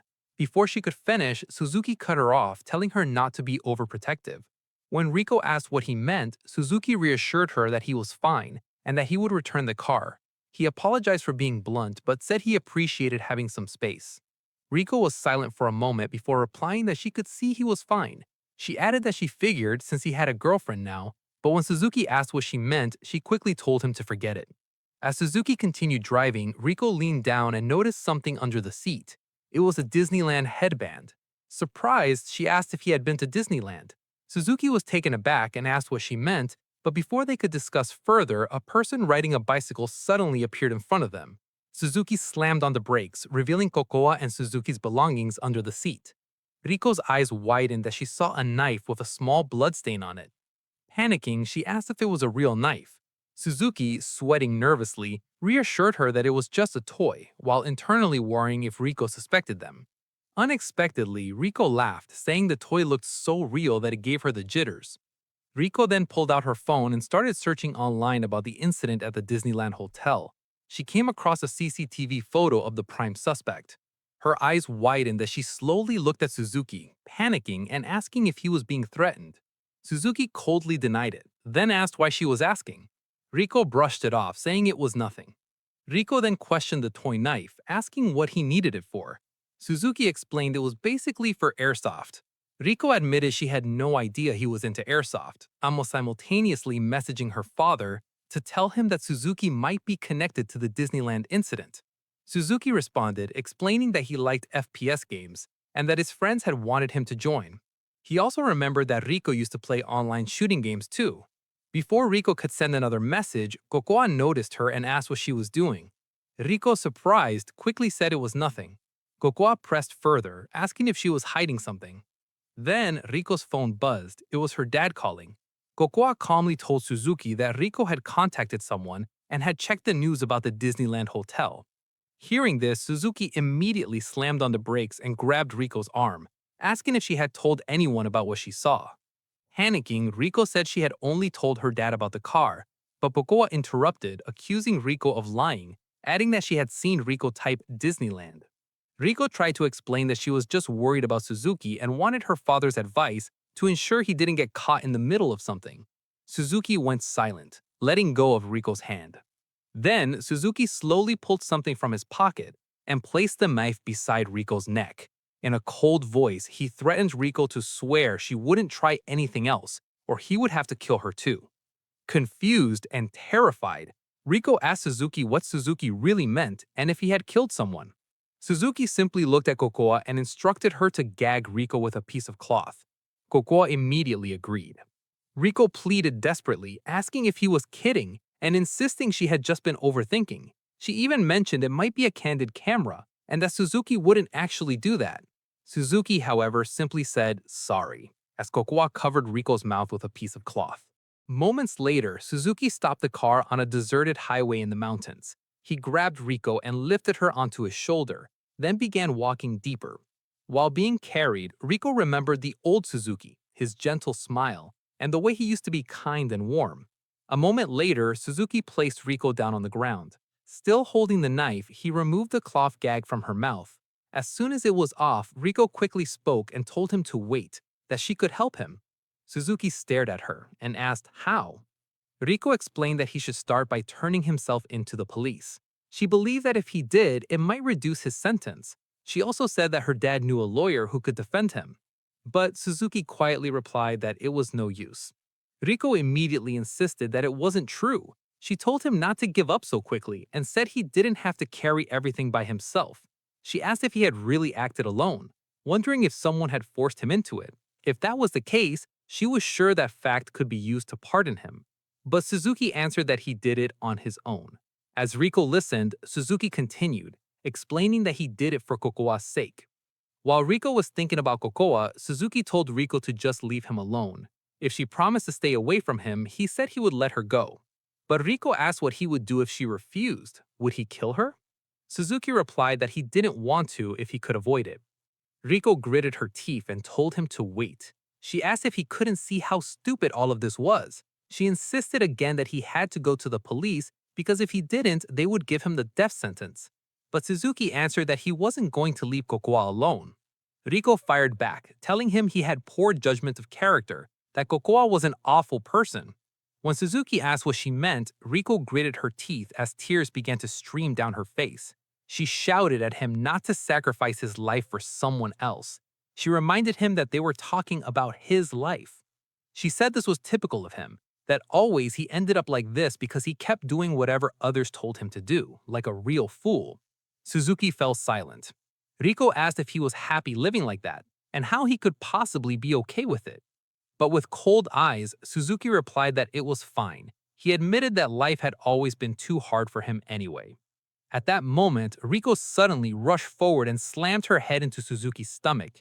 Crying, she desperately told him to listen to her. She begged him to snap out of it and forget about Kokoa.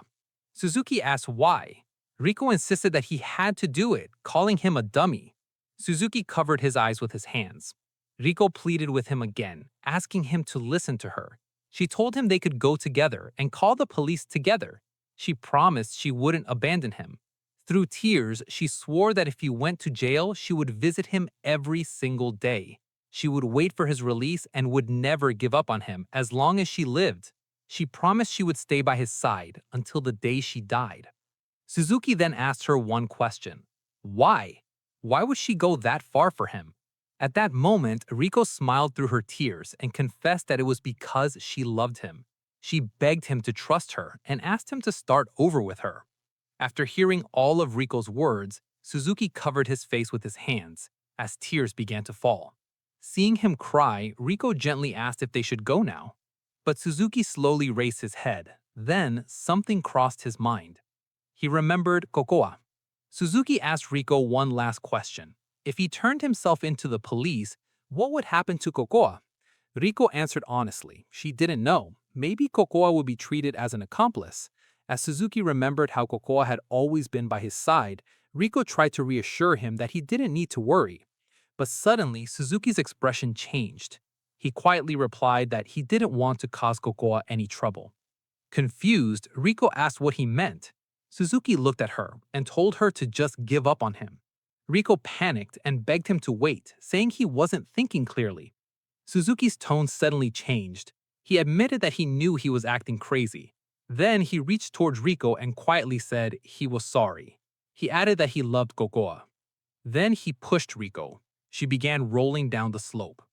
After pushing her, Suzuki ran back toward the car, screaming and crying as he ran.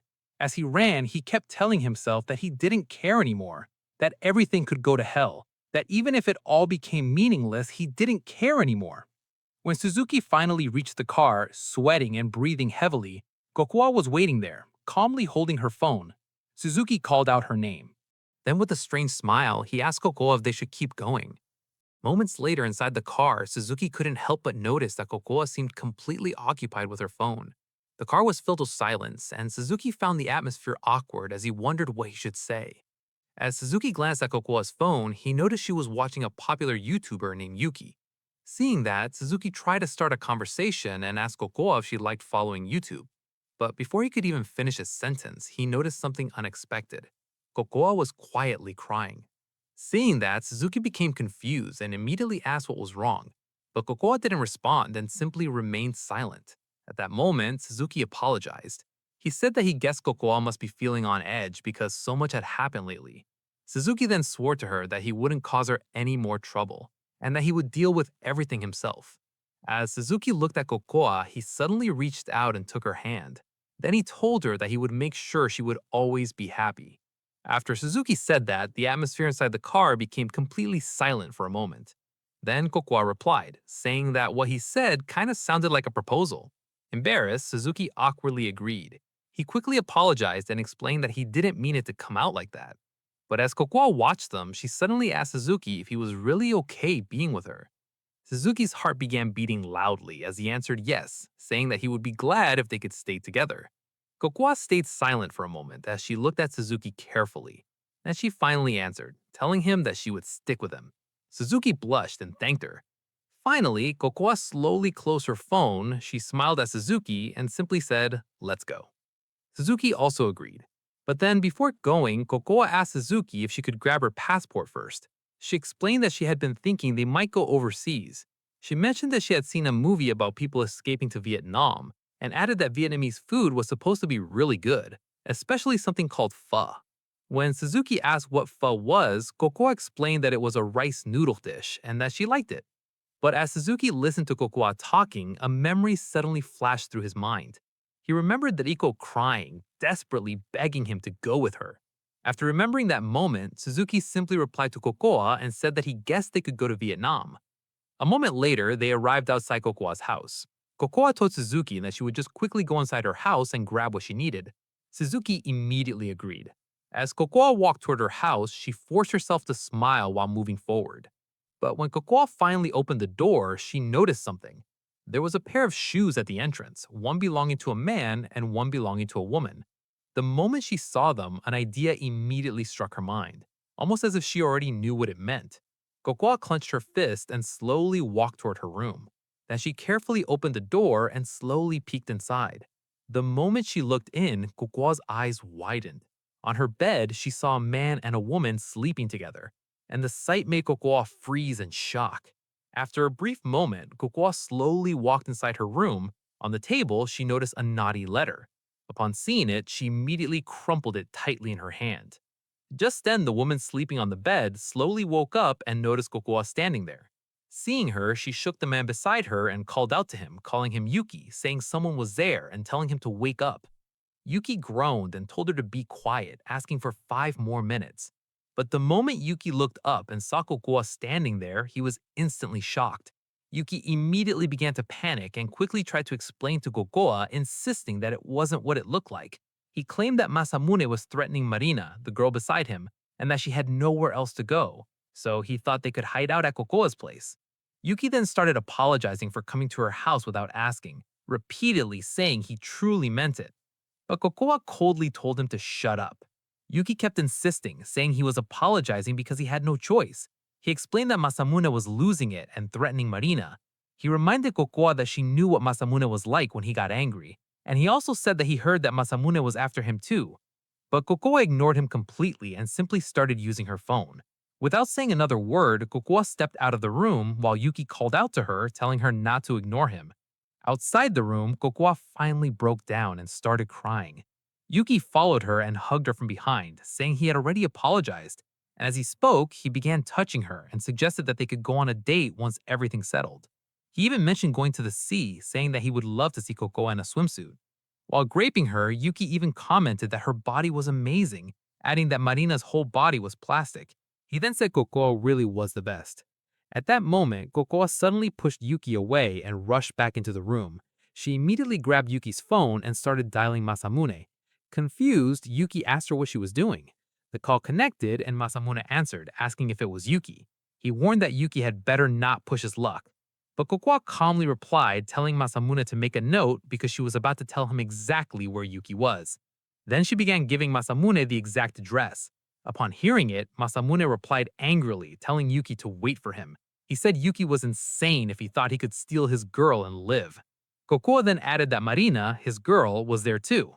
Masamune laughed and thanked Kokoa. He even asked if she was a cute girl before jokingly asking if she wanted to ditch Yuki and go with him instead. Then he burst into laughter. At that moment, Kokoa ended the call. She coldly looked at Yuki. Yuki, furious, began calling her a...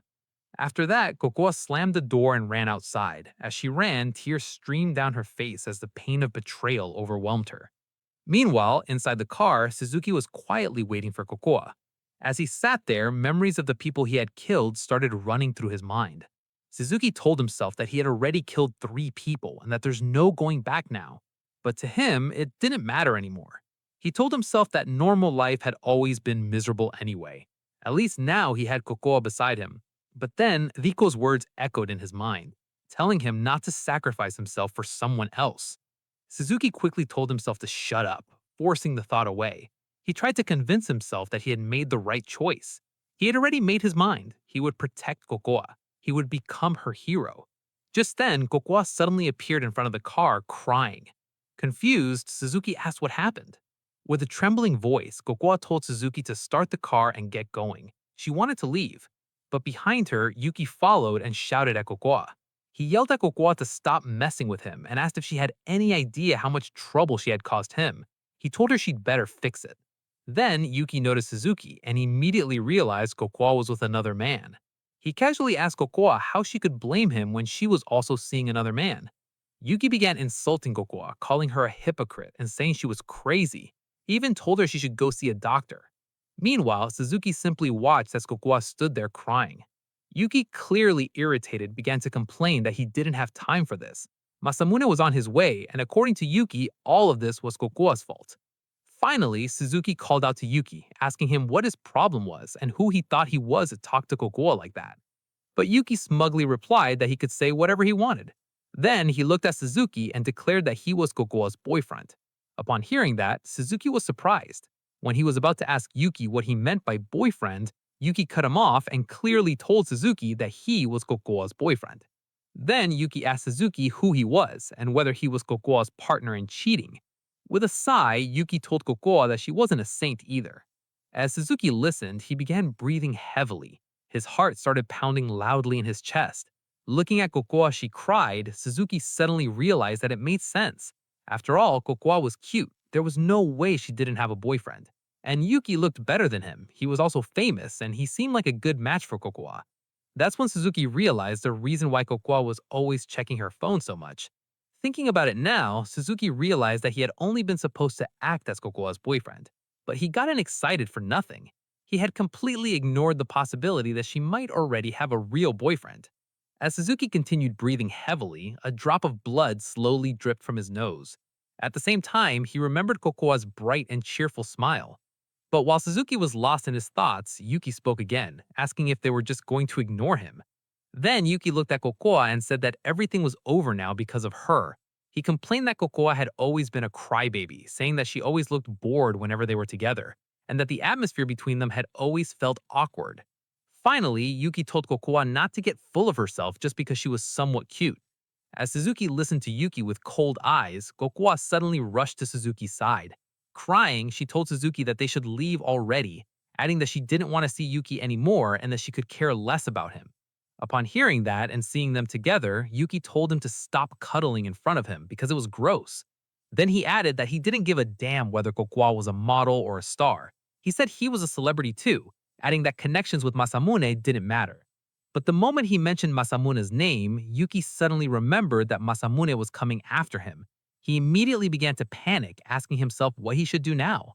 Yuki then started calling his friends, asking if he could drop by their place, but his friend declined. He called another friend, but that friend reminded him that Yuki still owed him money. Yuki quickly explained that he understood, adding that he would transfer the money into his bank account. Meanwhile, as Kokoa cried, Suzuki coldly asked Kokoa if she liked that kind of guy. Kokoa replied that she didn't care about him anymore. She said that he had done a lot of awful things, and as she cried, she told Suzuki that at this point, she would love to see Yuki dead. Upon hearing those words and seeing Kokoa crying, Suzuki told himself that Kokoa was always the victim, even at a time like this. Then, as Suzuki thought to himself, he remembered Kisagi's words that Kokoa was just using him. He also remembered Riko telling him to get over Kokoa. After remembering those words, Suzuki finally asked Kokoa if she had been using him. Kokoa replied that of course not. She said she meant everything she told him, that she would never do something like that, and she asked Suzuki to believe her. But suddenly, Suzuki's expression shifted. With a smile, he asked Kokoa why they didn't just kill Yuki. Kokoa was shocked and asked Suzuki what he meant.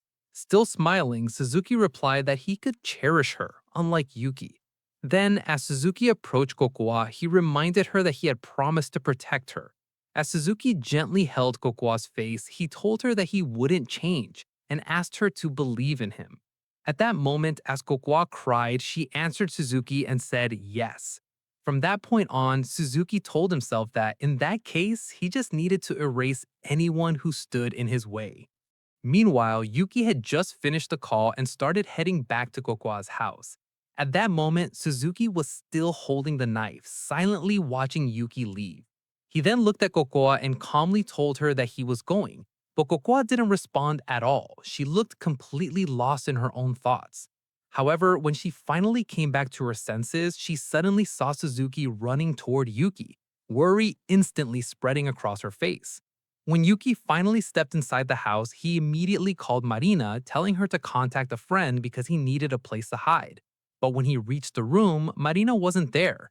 Yuki began to wonder if she had already left on her own. But without him realizing it, Suzuki was already behind him. In the next moment, Suzuki suddenly grabbed Yuki by the back of his clothes and pulled him in. As Suzuki reached into his pocket, about to pull out his knife, Kokoa suddenly appeared and told him to wait. Just as Kokoa was about to say something, Yuki cut her off and demanded to know what was going on. But before he could finish his sentence, Suzuki threw a hard punch straight into Yuki's face. Seeing that, Kokoa immediately told Suzuki to stop. Then Suzuki turned toward her with cold eyes and asked why she was trying to stop him. reminding her that Yuki was the one who hurt her.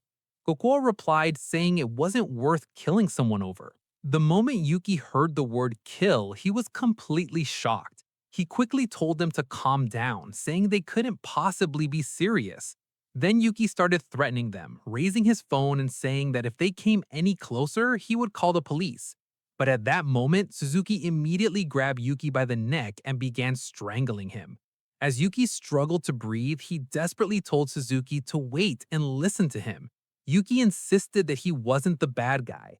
Then he asked Suzuki what he possibly had done to deserve this, claiming that everyone cheats. In fact, Yuki said the one who was really in the wrong was Kokoa. He explained that Kokoa had harassed him constantly, calling him over and over and flooding him with messages. He even claimed that she spread rumors about them by posting things online, including a photo of them together at Disneyland. According to Yuki, those posts cost him a lot of trouble. But when Suzuki heard that, he suddenly remembered something Kokoa once told him, that she had never been to Disneyland before. As those memories flashed through Suzuki's mind, Yuki kept going. He accused Kokoa of making his life miserable and claimed that he had been honestly suffering because of her. And he didn't stop there. Yuki even said Kokoa had cheated too and that she was simply using Suzuki as well. At that moment, Suzuki tightened his grip around Yuki's neck even more. Struggling to breathe, Yuki loudly told Kokoa that he had had enough. He declared that it was over between them, and then he begged Suzuki to let him go. Hearing Yuki say that their relationship was finally over, Kokoa suddenly remembered the past, back when Yuki was gentle and kind, when he used to call her cute and say that he liked her. But now, hearing those final words, Kokoa completely broke down, as the reality of their relationship ending hit her. Even after saying it was over, Suzuki didn't stop. He punched Yuki again and again, then started kicking him hard. Yuki desperately tried to shield himself with his arms as his face began to bleed. Then Suzuki looked at Kokoa and coldly told her that he thought Yuki should die. Then he asked her if she agreed.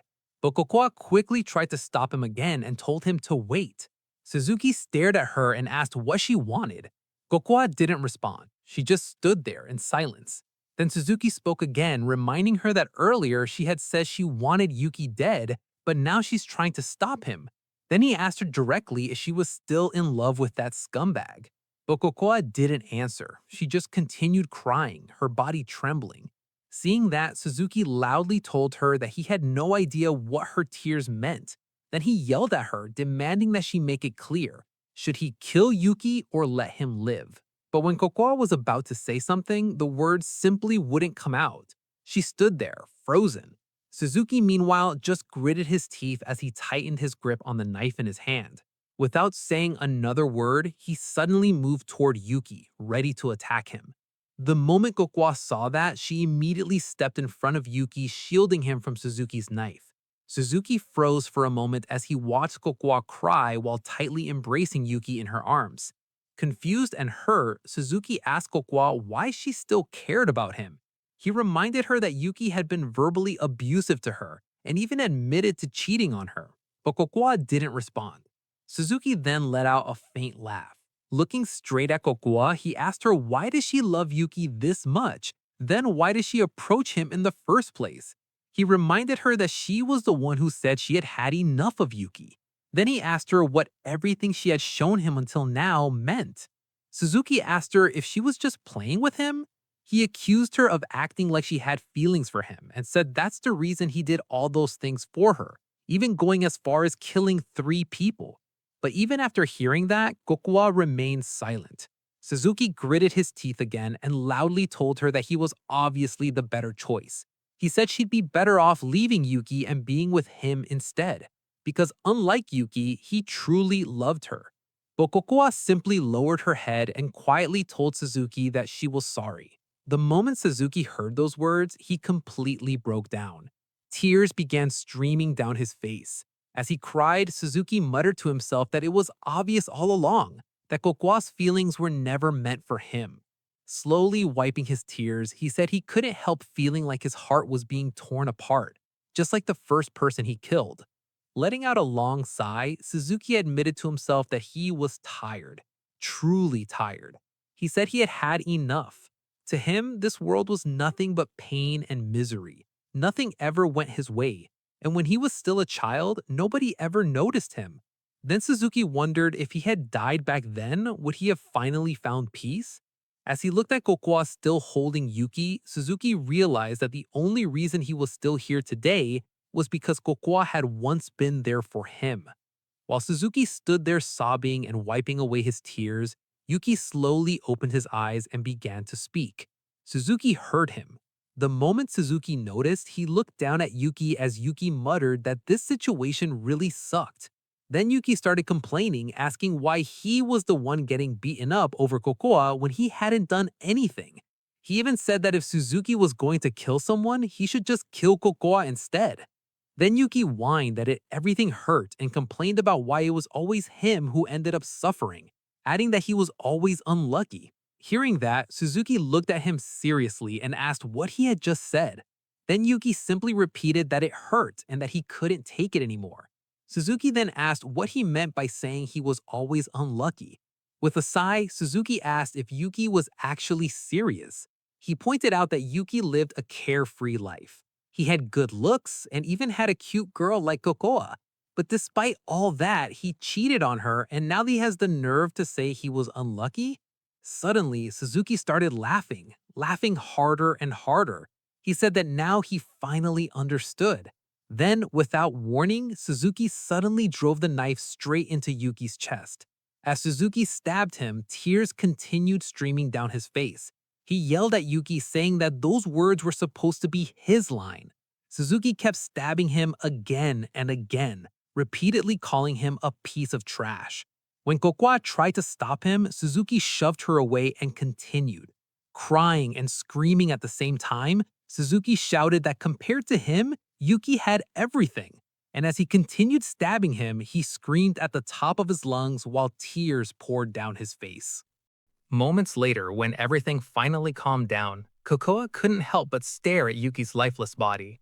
As she looked at him, she tried desperately to convince herself that this had to be a dream, and that once she woke up, everything would return to normal. But as tears slowly began streaming down her face, Kokoa finally accepted the painful truth. This wasn't a dream. Yuki was really dead. As she continued staring at his body, memories from the past suddenly flooded her mind, the moment when she first met Yuki at school. Back then, Yuki had just transferred from Tokyo. During his introduction, he mentioned that he spent a lot of his free time on social media platforms. The moment he finished introducing himself, the entire class was immediately impressed, including Kokoa. Soon, students began gathering around him, chatting excitedly and telling him that he seemed to be on a completely different level from everyone else. Meanwhile, Kokoa simply watched him from a distance. As she looked at him, she quietly told herself that they were right. Yuki really was different. At that moment, Yuki suddenly noticed her. Their eyes locked. Kokoa's heart began pounding loudly in her chest. To her surprise, Yuki walked straight toward her and suddenly told her that she was really cute. The two of them began chatting, and the entire class watched with their eyes wide open. When another female student tried to say something to Yuki about Kokoa, he simply ignored her. Instead, he asked Kokoa if she wanted to exchange contact information. Kokoa quickly agreed. As she looked at Yuki's gentle and kind smile, she couldn't help but ask herself what she should do. Because at that moment, she felt like she had finally found him, her Prince Charming. After that day, Kokoa and Yuki began spending more and more time together. Yuki would often share things about himself with her. When he found out that Kokoa had never been to Disneyland before, he immediately invited her, saying he had an annual pass. With excitement, he told her that they should go together and that he would personally show her around. Smiling happily, Kokoa agreed. As they walked together, Kokoa told Yuki that he was already incredibly cool, even though he was still just a high school student. But Yuki simply laughed and said he was just an average guy and that there were plenty of people like him back in Tokyo. As they continued talking, Kokoa told Yuki that she had never met anyone as interesting as him before. And just as she said that, their hands accidentally touched. Kokoa was surprised when Yuki suddenly grabbed her hand and gently squeezed it. While holding her hand, Yuki softly said that her hands were so small and that it made her look even cuter. Then he added that Kokoa was also the first interesting girl he had ever met. He told her that she was kind, cute like an angel, and truly one of a kind. Blushing deeply, Kokoa laughed faintly and told him that he was just flattering her. But Yuki simply smiled and said he was being completely honest. As Kokoa looked at him, she asked herself what she should do, because at that moment, she had already fallen in love with him. She couldn't get him out of her mind. She had never felt like this before. It was as if everything between them just clicked. Eventually, they finally arrived at Disneyland. The two of them spent the entire day riding thrilling attractions together, laughing and enjoying every moment. As Kokoa spent time with Yuki, she realized that her entire world suddenly seemed so much brighter, all thanks to him. She was so happy that it almost scared her, because she had waited for so long for a day like this to come. But that happiness didn't last. Back at school, some of their classmates began warning Yuki about Kokoa. They told him that she was a slut, that he could do much better, and that she might even be carrying diseases. They warned him to stay away from her, and Kokoa heard everything. Little by little, she began to feel more and more isolated. People started calling her a retard. They mocked her, saying she only had a pretty face. Some even claimed that she must have seduced Yuki. Things weren't any better at home either. Her sister constantly scolded her, telling her to stop causing trouble and to stop being a burden to our parents. She even told her that her entire existence was nothing but a waste. The next day at school, while Kokoa and Yuki were eating lunch together, Yuki asked if she made the bento herself. He told her that it tasted really good. But Yuki quickly noticed that Kokoa seemed unusually quiet. Concerned, he asked her what was wrong. With a weak voice, Kokoa asked him if he hated her. She told him that she knew what everyone was saying about her and that she couldn't stop thinking that one day he might abandon her because of it. But after hearing that, Yuki told her to listen carefully. He said that those ugly students were just jealous haters. He told her not to pay attention to them. As Kokoa began crying, she admitted that if he ever abandoned her someday, she didn't know what she would do. But at that moment, as Kokoa sat there feeling broken, Yuki suddenly leaned forward and kissed her. Then he gently told her not to say things like that. After that, Yuki placed something around her neck. He told her that he had been meaning to give it to her for a while. According to him, it was a symbol that they would always be together. Smiling warmly, Yuki told Kokoa that she was the only one he needed. Hearing those words, Kokoa began crying as she softly called Yuki's name. Yuki then hugged her tightly and sweetly told her that he loved her. As Kokoa cried while hugging him back, she told herself once again that she had finally found her prince. But at that very moment, without Kokoa noticing, Yuki's phone quietly began buzzing with notification messages from multiple girls. Not long after Yuki and Kokoa started dating, Kokoa saw a photo of Yuki with another girl on social media. The moment she saw it, her eyes widened in disbelief. The next day, she asked Yuki about the photo. Yuki quickly explained that the girl was just a friend he met on social media, and that there was nothing going on between them. Then he reassured Kokoa that she was still his number one girl. Looking straight at her, Yuki asked her to trust him. And Kokoa simply agreed and answered, okay. But deep down, Kokoa knew that Yuki was extremely popular. He had so many friends, especially girls, and that fact alone scared her. As the days passed, Yuki told Kokoa that he was thinking about switching to YouTube. He explained that a guy named Masamune wanted him to join. According to Yuki, Masamune was incredibly rich. His family were big shots, and Yuki believed they even worked in the Ministry of Defense. He said that becoming popular would be much easier if they worked as a group, and that it was a great opportunity. Then Yuki told Kokoa that he would probably become very busy soon. Kokoa simply agreed, saying that if it was what he wanted to do, then she supported him. Hearing that, Yuki happily told her that she had always been so encouraging. As Yuki gently touched Kokoa's hand, he excitedly said that he was going to become super famous and earn millions. He even said that someday it would be amazing to move to America. Then Yuki asked her if she wanted to go to Paris, saying that Masamune could easily fund the trip for them. She just needed to make sure she had a passport ready. With a small smile, Kokoa agreed. At that time, Kokoa tried to convince herself that everything was fine, that Yuki still put her first, and that the other things he was doing were simply part of his career. But as time went on, Kokoa began seeing more and more photos of Yuki with different girls online. Even though it hurt her deeply, she still continued supporting him. Instead, she convinced herself that she was special to Yuki, that she was the only one who truly mattered to him. But one day, when Kokoa secretly checked Yuki's phone, she found a conversation between him and another girl. At that moment, Kokoa kept asking herself the same question over and over again. Why? After that, Kokoa began flooding Yuki with messages and calls. But Yuki was always busy, and he rarely responded. Eventually, Kokoa confronted him about it. But Yuki simply told her to knock it off with the constant calls, saying he was busy. Then one day, Yuki snapped at her. He said he couldn't stand crazy girls like her anymore. He admitted that at one point he thought things might work out between them, but now he was completely sick of dealing with her. That day, Kokoa cried in pain. But not long after that, Yuki sent her another message. He apologized, saying he didn't mean all those terrible things. He told her again that she was still his number one. At that moment, Kokoa wanted to believe him, but the pain inside her heart was overwhelming. She wished that the magical feeling she had once experienced with him could have lasted forever. But now, Kokoa was simply crying as she stared at Yuki's lifeless body. As she looked at him, she finally realized something. Yuki was never the person she believed him to be. Everything had been a mistake, which meant that the Yuki she once saw as her prince never truly existed. Then, as Kokoa looked over at Suzuki, who was crying in pain, she suddenly remembered how Suzuki had always been thankful to her. She remembered how he constantly told her that he would protect her, and how he always wanted to make her happy. Thinking about those words, Kokoa slowly walked towards Suzuki.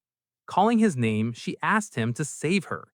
Then, without warning, Kokoa suddenly kissed him. After the kiss, Kokoa told Suzuki to save her because she didn't want to be alone anymore. But as Suzuki listened to her, he looked completely confused. Still crying, Kokoa continued speaking. She told him that she had no one left except for him. Hearing that, Suzuki asked her if that meant he was supposed to be her second choice now that her real boyfriend was gone. But Kokoa quickly told him no. She insisted that Yuki got what he deserved. She reminded Suzuki that Yuki had cheated on her countless times. Then she claimed that she had always had feelings for Suzuki. She told him she meant it, that she wanted to stay with him, that he was the only person she could trust now because everyone else scared her. Kokoa even told Suzuki that she had always wanted to find someone just like him. But after hearing those words, Suzuki looked straight into her eyes. Then he quietly told her that she really was the worst. He said it was obvious that she was only saying those things because she was scared. He could see it written all over her face. Still crying, Suzuki said he understood though. After all, nobody wants to be alone at a time like this. Then, with a sad smile, Suzuki admitted that he was the same. He had nobody in the world either, except for her. Finally, Suzuki gently hugged Kokoa. And while hugging her, he asked her to run far away together. Moments later, inside the bathroom, Suzuki stood there holding the knife while staring at Yuki's lifeless body lying on the floor. He quietly told himself that he just needed to focus on happier thoughts. Then, as Suzuki began dismembering Yuki's body, he tried to keep thinking about a peaceful future, one where he and Kokoa could live together in total anonymity, far away from everyone. At that moment, Suzuki swore to himself that he would make that future happen no matter what. As Suzuki continued working, his breathing grew heavier and heavier. Soon, tears began streaming down his face. He couldn't stop thinking about how Kokoa had finally noticed him. But even knowing that didn't stop the tears from falling. He simply couldn't hold them back. And he knew that Kokoa couldn't either. Suzuki then quietly told himself that he wanted to smile again, just like he used to back then. And he wanted Kokoa to smile again too, the same way she once did. But at that moment, Suzuki completely broke down. As tears poured from his eyes, he began laughing and crying at the same time, finally collapsing under the weight of everything he had gone through. Meanwhile, as Kokoa lay on the bed, she sadly started deleting the photos she had with Yuki. A moment later, she turned on the television and saw a news report saying that a dismembered body of a man in his 20s had been discovered earlier, and the police were treating the incident as a homicide. The moment she saw that, her eyes widened and she began to cry. As she touched her hair, she noticed that it had grown long, and without hesitation, she rushed to a nearby drawer, grabbed a pair of scissors, and began cutting it. As she kept cutting her hair, she couldn't help but remember how Yuki once happily told her that he liked girls with long hair. adding that smooth hair was even better, and that it was a good thing her hair was both smooth and long. But even as those memories played in her mind, Kokola continued cutting her hair, over and over again. Not long after, Sasuke finally arrived and saw Kokoa slumped on the floor. He immediately asked what she was doing while telling her that he was done. In response, Kokoa forced a smile and told Sasuke that he did a good job. However, as Sasuke silently watched her, he told her that she didn't need to force herself to smile. Hearing that, Kokoa quickly apologized, saying that she had lost her head for no reason. Sasuke calmly replied that it was natural. Then, when Kokoa asked what they should do now, Sasuke answered that the first thing they needed to do was dispose of the body in the mountains. After that, he said they should flee overseas. He added that they still had money from Kisagiri and the other guy, so they should be able to get by for a while. Once they were out of the country, he told Kokoa to just follow his lead and everything would be fine. But as Kokoa sat there, crying with empty eyes, she quietly agreed. Seeing her like that, Sasuke suddenly started laughing and apologized, saying it was kind of funny. As Kokoa held onto her hair, Sasuke explained that it wasn't her hair that was funny, it was his life. A moment later, as they lay down in bed with their eyes closed, Sasuke quietly told Kokoa that they had to go. He explained that the police were already treating him as a suspect after he stabbed the first guy, and that they had only let him walk away because he looked harmless. Then, with a faint laugh, he told Kokoa to look at him, saying that after everything he had done, he was starting to feel a strange kind of high. At first, there had only been dread, but now, as he continued laughing to himself, he admitted that maybe he had a talent for killing, though he wished he had a different kind of talent. Before Sasuke could continue, Kokoa softly called his name and asked if they could talk about something nice instead. However, Sasuke replied that he only had painful memories to look back on. He shared that he never had any friends, and at home he was always compared to his older brother. He said he had nothing going for him, and his classmates must have noticed because they shunned him too. He added that now he couldn't stop himself from dwelling on depressing thoughts. Quietly, Coco replied that she was the same, that they were alike. She shared that she once heard her mother crying to her father, saying that she wished she had never given birth to her, and that just like Suzuki, everyone avoided her. As Suzuki quietly looked at her, Kokoa gave a faint laugh and said that we really were two peas in the pod. Suzuki stayed silent for a moment before admitting that he had thought the same thing back when they first met. Kokoa agreed, saying she had felt that way too. Then, as tears began to form in her eyes, she said that she wished they had met sooner, because if they had, maybe neither of them would have been alone. However, after a brief silence, Suzuki replied that even if they had met earlier, they wouldn't have become friends. He explained that they only met because he forced himself to try to fit in and ended up overreaching, and that they never would have crossed paths if he hadn't done that. Then he added honestly that because of that, he would rather they had never met at all. Suzuki continued, saying that trying to change himself was a mistake, and that he shouldn't have lost himself chasing that dream. Then he told Kokoa that maybe it was the same for her.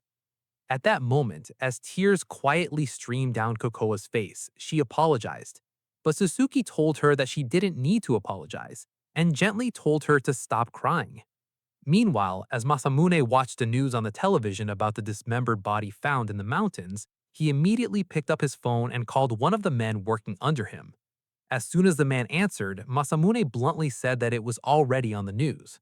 The man calmly explained that he had handled it, and it shouldn't receive any more coverage. Then he asked Masamune what they should do with the one responsible.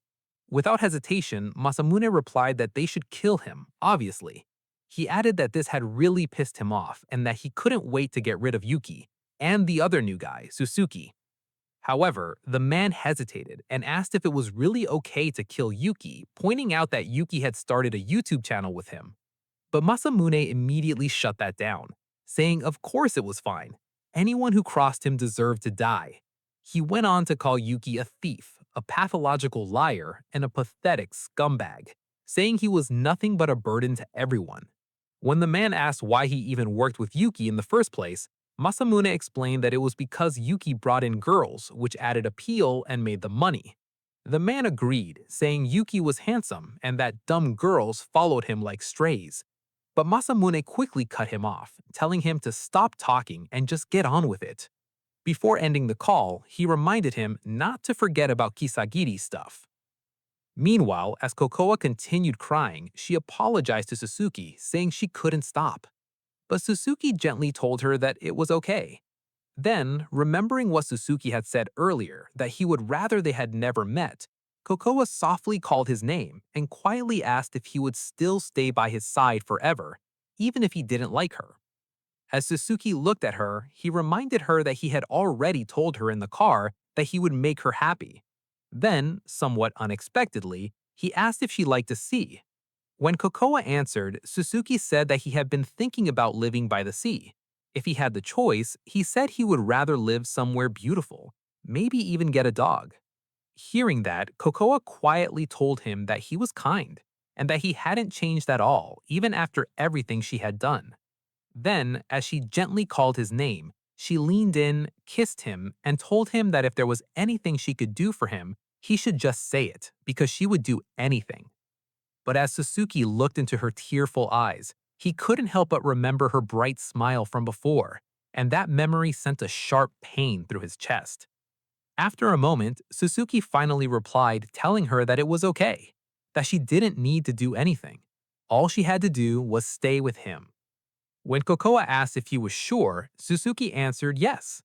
Hearing that, Kokoa told Suzuki that after everything, she really did like him. But as she began to cry again, she started apologizing, calling herself a scumbag and saying she was indecisive.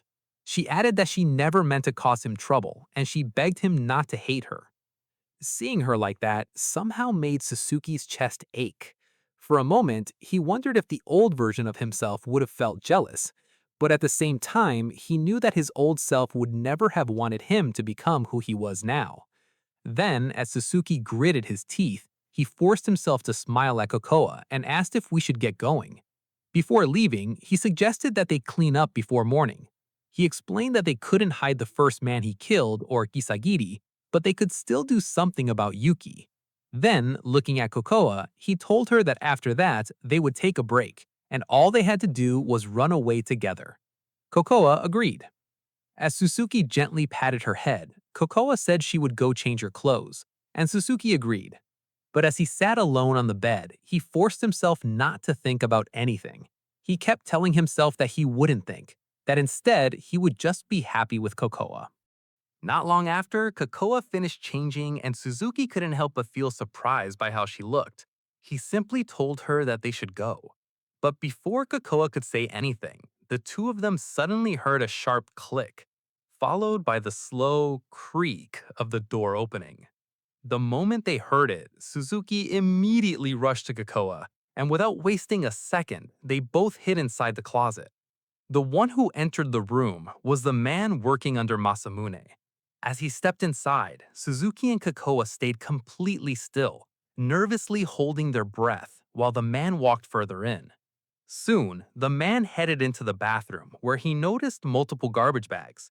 The moment he saw them, he pulled out his phone and started dialing Masamune.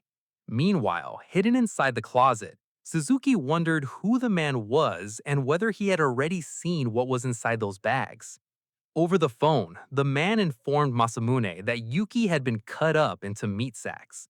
Hearing that, Masamune immediately started blaming him, saying this was his fault for being too slow with Kisaragi. As Suzuki listened from inside the closet, he began wondering who Masamune was. Then he remembered Yuki mentioning someone named Masamune coming after him. At that moment, the man kicked the table and muttered out loud, wondering where Kisaragi's stuff was and if it had been taken outside. Hearing that, Suzuki realized that they must have known Kisaragi and that they were already aware of his death. As Suzuki tried to think, he asked himself what he should do and whether he was really going to kill another person. After a moment, he came to a decision. He wouldn't kill again. But just as that thought settled in his mind, the man suddenly opened the closet. The moment their eyes met, Suzuki immediately threw a punch at him, but the man easily avoided it. Without hesitation, the man informed Masamune over the phone that they were there. Masamune then told him to show Suzuki's face. After seeing Suzuki through the call, Masamune asked if he was the one who killed Kisaragi. Then he added that Suzuki's recklessness had caused them quite a bit of trouble. But suddenly, Masamune asked something unexpected. He asked Suzuki if he wanted to work under him.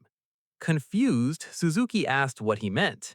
Masamune calmly explained that Suzuki would just need to clean up some things for him. He made it sound simple, but then warned that if Suzuki tried to mess with him the way Kisaragi did, he would kill him. Still, he added that he was willing to overlook this entire incident if Suzuki agreed to join him. Then, over the call, Masamune noticed Kakoa and asked if she had dumped Yuki for Suzuki. As he started laughing, he said that women were really a hassle. And just like that, he ordered the man to kill Kakoa. The moment Suzuki heard that, he didn't hesitate. He immediately struck the man in the face, grabbed Kakoa, and dashed forward to escape the room. After taking the hit, the man simply stood there as Masamune asked what happened. The man explained that they had run away after punching him.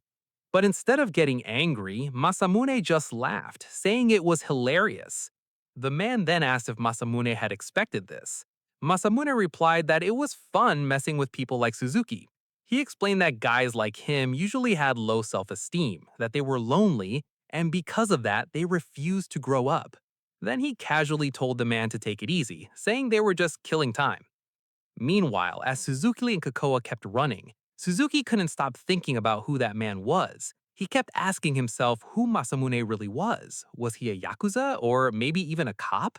Then, as his thoughts spiraled, Suzuki told himself that it was always like this. Someone was always getting in their way.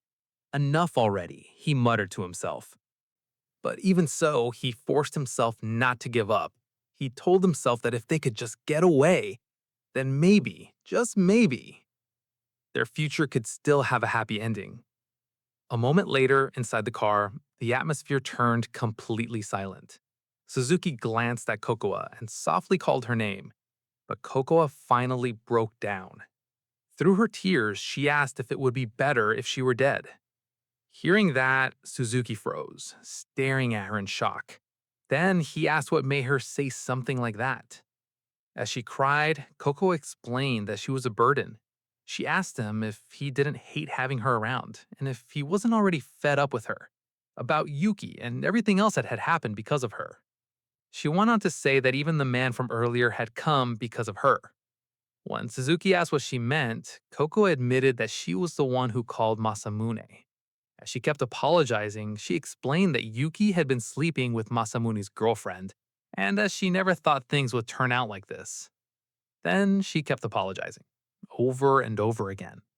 Suzuki stayed quiet for a moment, just staring at her, before asking what she really wanted. Caught off guard, Kokoa looked confused, but Suzuki continued. He pointed out that earlier she said she didn't want to be alone, and now she was saying she didn't want to be together.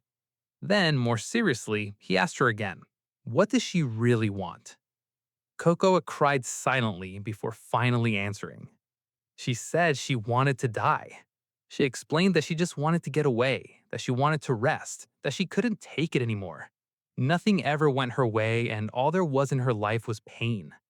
Then, thinking back on every man she knew, she admitted that all she ever wanted was someone.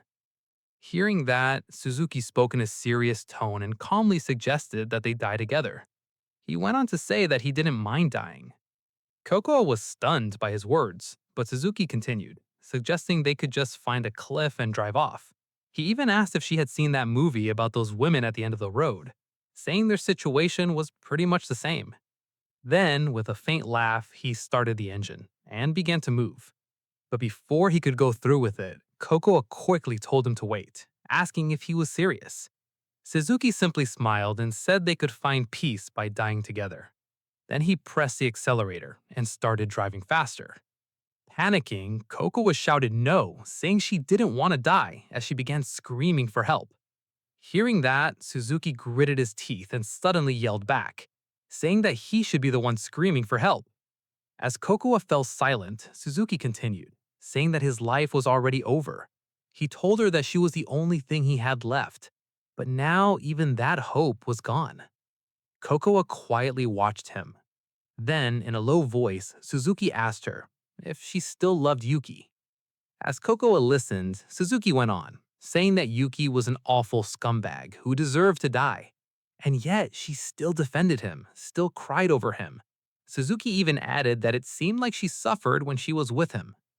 Kokoa sat there in silence, about to respond, but before she could say anything, Suzuki cut her off. He told her it was fine, that it didn't matter anymore. He said he understood what it felt like to want to disappear, to want to die, and he also knew how terrifying death could be. Then he admitted that maybe Kokoa just wanted someone to tell her she was wrong. After that, Suzuki apologized. He said he was too weak and that Kokoa couldn't save him. As Kokoa looked at him, Suzuki suddenly laughed sadly, apologizing for yelling at her and blaming her. He said that he thought he would always be able to protect and cherish her, that to him she had been like a goddess.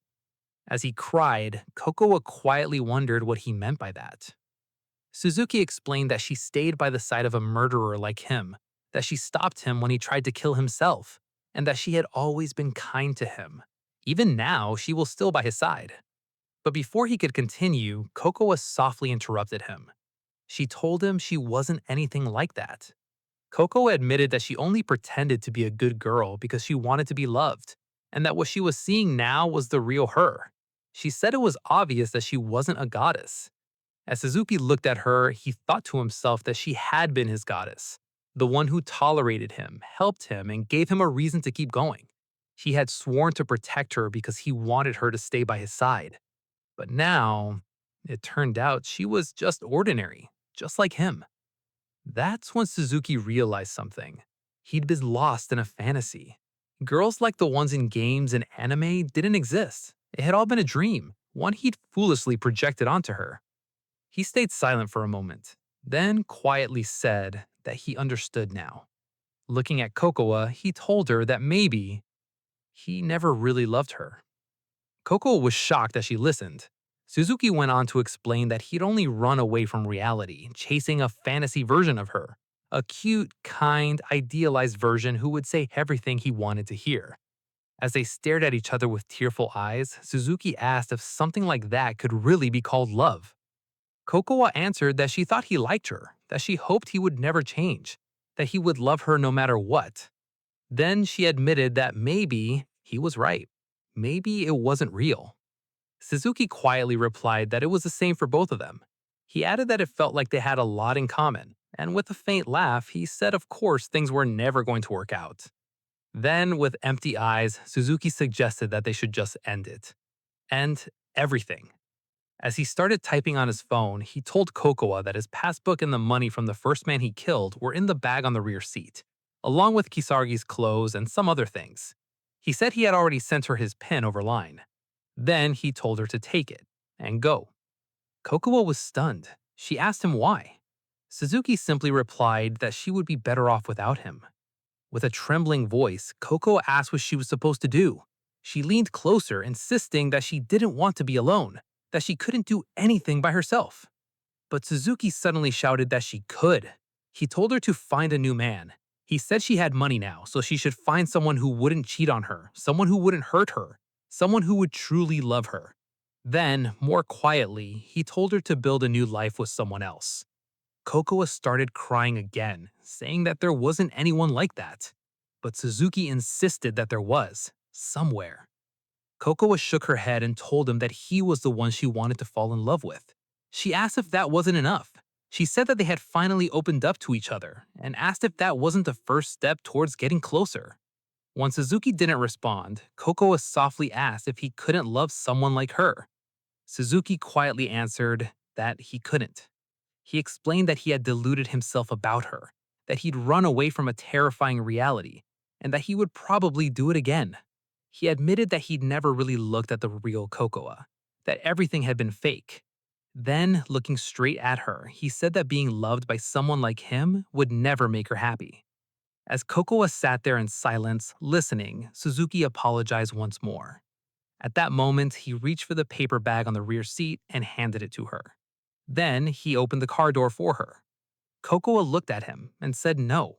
But Suzuki told her that if she stayed with him, she might die. Still, Coco insisted that she wanted to stay with him. But Suzuki told her that he wasn't some hero who could save her. When Coco asked what he was going to do and begged him to run away with her, pleading for him not to leave her alone, Suzuki gave her a painful, sad smile and told her that she would be fine, even if she was alone. Then, in that moment, Suzuki pushed Coco out of the car and said his final goodbye. As the car started moving, Coco ran after him, still wearing only her socks. She kept calling his name over and over again as she chased him down the road. But Suzuki didn't stop. He just kept driving, leaving Coco behind, crying, completely alone. Meanwhile, as Suzuki kept driving, he told himself that this was fine, that this was his best option. But as tears slowly fell down his face, he suddenly started laughing, saying that in the end, he really had ended up all alone. And as he remembered the happy memories he shared with Kokoa, he quietly admitted that maybe he was okay with that. But then, suddenly, his phone started ringing. Suzuki reached into his pocket, pulled it out, and checked the screen, only to see his own face on the news. An 18-year-old student, wanted for residential murder. The moment he saw it, Suzuki immediately stepped out of the car and started running. As he kept running, he questioned everything. How did this happen, and what had his life even become? At that moment, memories came rushing back. He remembered how he first met Kokoa, how she asked for his help, how she said she didn't want to be alone, and how she told him to keep living. As those memories replayed in his mind, Suzuki slowly realized something. Somehow, he had always been like this. Always responding to what other people said about him, always trying to become whatever everyone else expected him to be. Then, as he rushed up the stairs of a building, he questioned himself. Had he ever truly thought about what he wanted? He remembered how he once said he wanted to change, that he would become Kokoa's hero and protector. But now, he finally realized the truth. That was never courage. That was just him running away. The reality was that he was afraid. Afraid of what he had done, afraid of being caught, afraid of dying, of getting hurt, of being alone, and of never having his feelings returned. He also admitted to himself that he had been shifting the blame onto others, even blaming them for his own flawed nature. Finally, reaching the rooftop, Suzuki rushed forward. But before he could take another step, someone behind him suddenly shouted for him to stop. When he turned around, he saw the authorities closing in, ready to capture him. And standing behind them was the man working under Masamune. Seeing this, Suzuki slowly walked toward the very edge of the building. The authorities shouted once again for him to stop, but Suzuki didn't move. He simply stood there, completely calm, as if he had already accepted everything. And in that moment, Suzuki wished he had never been born. As he prepared to step off the building, he quietly began apologizing to his parents, to Riko, and to his victims and their families. He told himself that he was finally going to be free. But then, he remembered Kokoa and how she once stopped him from taking his own life. That single memory made him pause. For a moment, he stood there in silence and realized that even if he went through with it, nothing would really change. And so, he finally accepted it. It was time for him to return to reality. Not long after, the man called Masamune and reported that Suzuki didn't resist at all. Then he asked if they should pin Kisaragi's murder on Suzuki as well, and Masamune happily agreed, telling him to go and do his job. Meanwhile, as Suzuki was taken into custody, he completely broke down. Even while being restrained, he kept telling himself that this was fine, that he wasn't wrong for everything he had done. But suddenly, one of the officers coldly spoke. He said that Suzuki's life was just getting started, and that he must have known he would get caught quickly after killing someone. Then he called him an idiot. Hearing that, Suzuki fell completely silent. As he stayed quiet, he started convincing himself that he had his reasons, that they were wrong about him, and that this was exactly why he thought he needed to change. But at the same time, he realized something else. Back at the very beginning, he might have been able to find another way, a path that didn't involve killing anyone. However, he also knew that it was already too late for that now. As Kokoa appeared in Suzuki's thoughts once again, Suzuki's emotions twisted and he started blaming her, thinking that if she never entered his life, he wouldn't have ended up like this. Then, suddenly, Suzuki spoke out loud. asking, why him? He kept repeating it over and over again. Why was he the bad person? He said that he did everything for someone else's sake, so why was he the only one being blamed? He insisted that he had his reasons, just like everyone else, yet they still called him an idiot who made the wrong choice. He told them to stop judging him. Then he blamed Kokoa, calling her selfish and saying that she was surrounded by crazy people. Inside his mind, Suzuki spiraled even further. He wished he had never met Kokoa, wished he had never gone to that barbecue party. He thought that if he had studied harder and gone to a better college, he wouldn't have met those scumbags in the first place. But his thoughts kept going deeper and deeper. He started thinking that if he had done his best since childhood, if his brother didn't exist, then maybe he would have had more confidence. His mother wouldn't have constantly been on his case, and he would have done better in school. But even that wasn't enough. Suzuki finally reached one painful conclusion: that it would have been better if he had never been born. He questioned why his mother gave birth to him. Then he blamed not only her, but also his father, his grandparents, his relatives, the stalkers, and everyone he had ever known. To Suzuki, the entire world itself had become the problem. And finally, Suzuki snapped. He completely broke down and screamed for everybody to die. Tears streamed down his face as he kept repeating it over and over again. The officers yelled at him to shut up, but Suzuki resisted, screaming at them not to touch him while continuing to shout the same words again and again.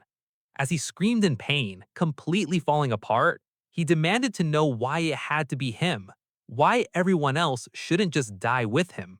But then, Kokoa's gentle, kind, and sweet smile suddenly appeared in his mind once again, and slowly, Suzuki finally calmed down. Letting out a faint laugh, he quietly cried.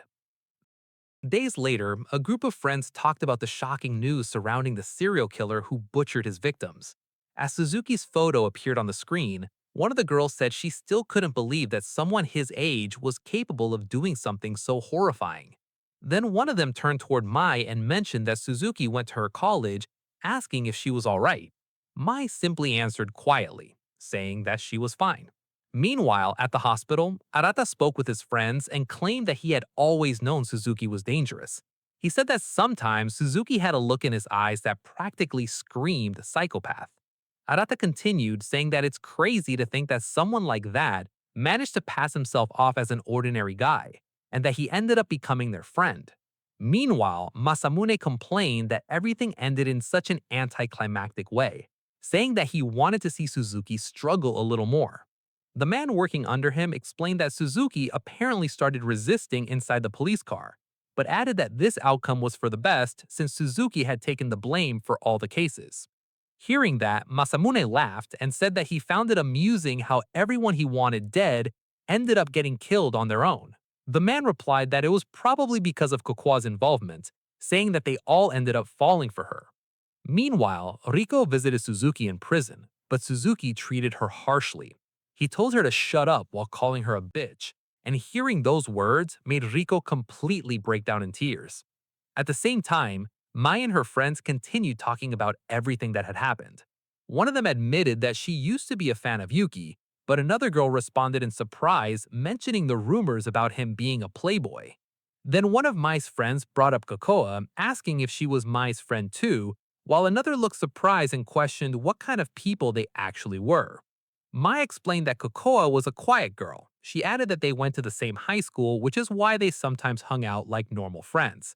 However, Mai admitted that there had always been rumors about Kokoa being a bit of a floozy, and she wondered if Suzuki ended up getting attached to her because of that. Then, when her friend asked if she and Kokoa were never really that close, Mai quietly answered that she guessed they weren't. The scene then shifted to Kokoa, whose face and arms were now covered in bandages as she quietly stared down at her phone.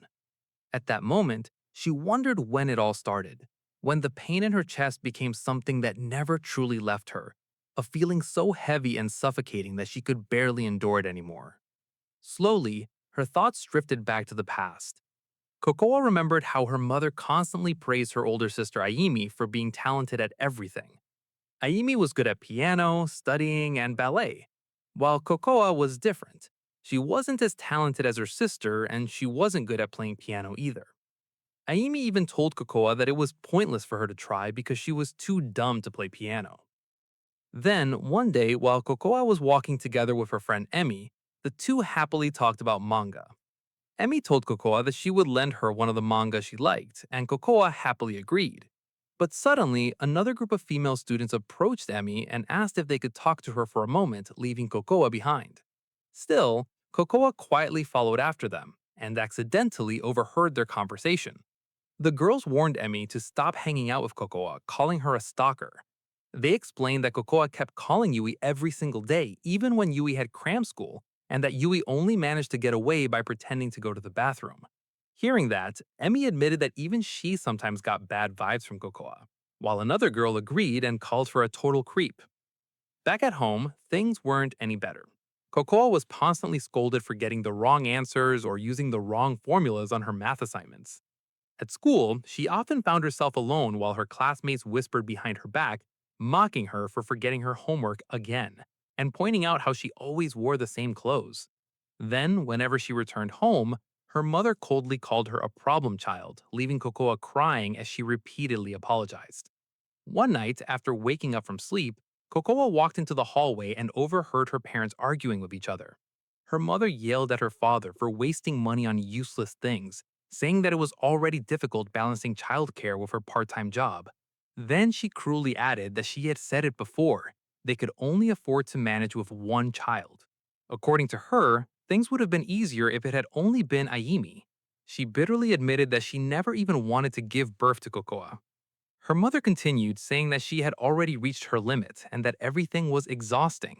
Then, as Kokoa slowly started walking back towards her room, her mother added something that completely shattered her. She said that whenever she looked at Kokoa, she was reminded of the person she used to be, and that it hurt her. After returning to her room, Kokoa completely broke down. Her chest pounded violently, and the suffocating feeling became unbearable. As tears streamed down her face, she desperately called out for someone, anyone, to save her. Then one day, while watching television, Kokoa saw a female protagonist who reminded her of herself.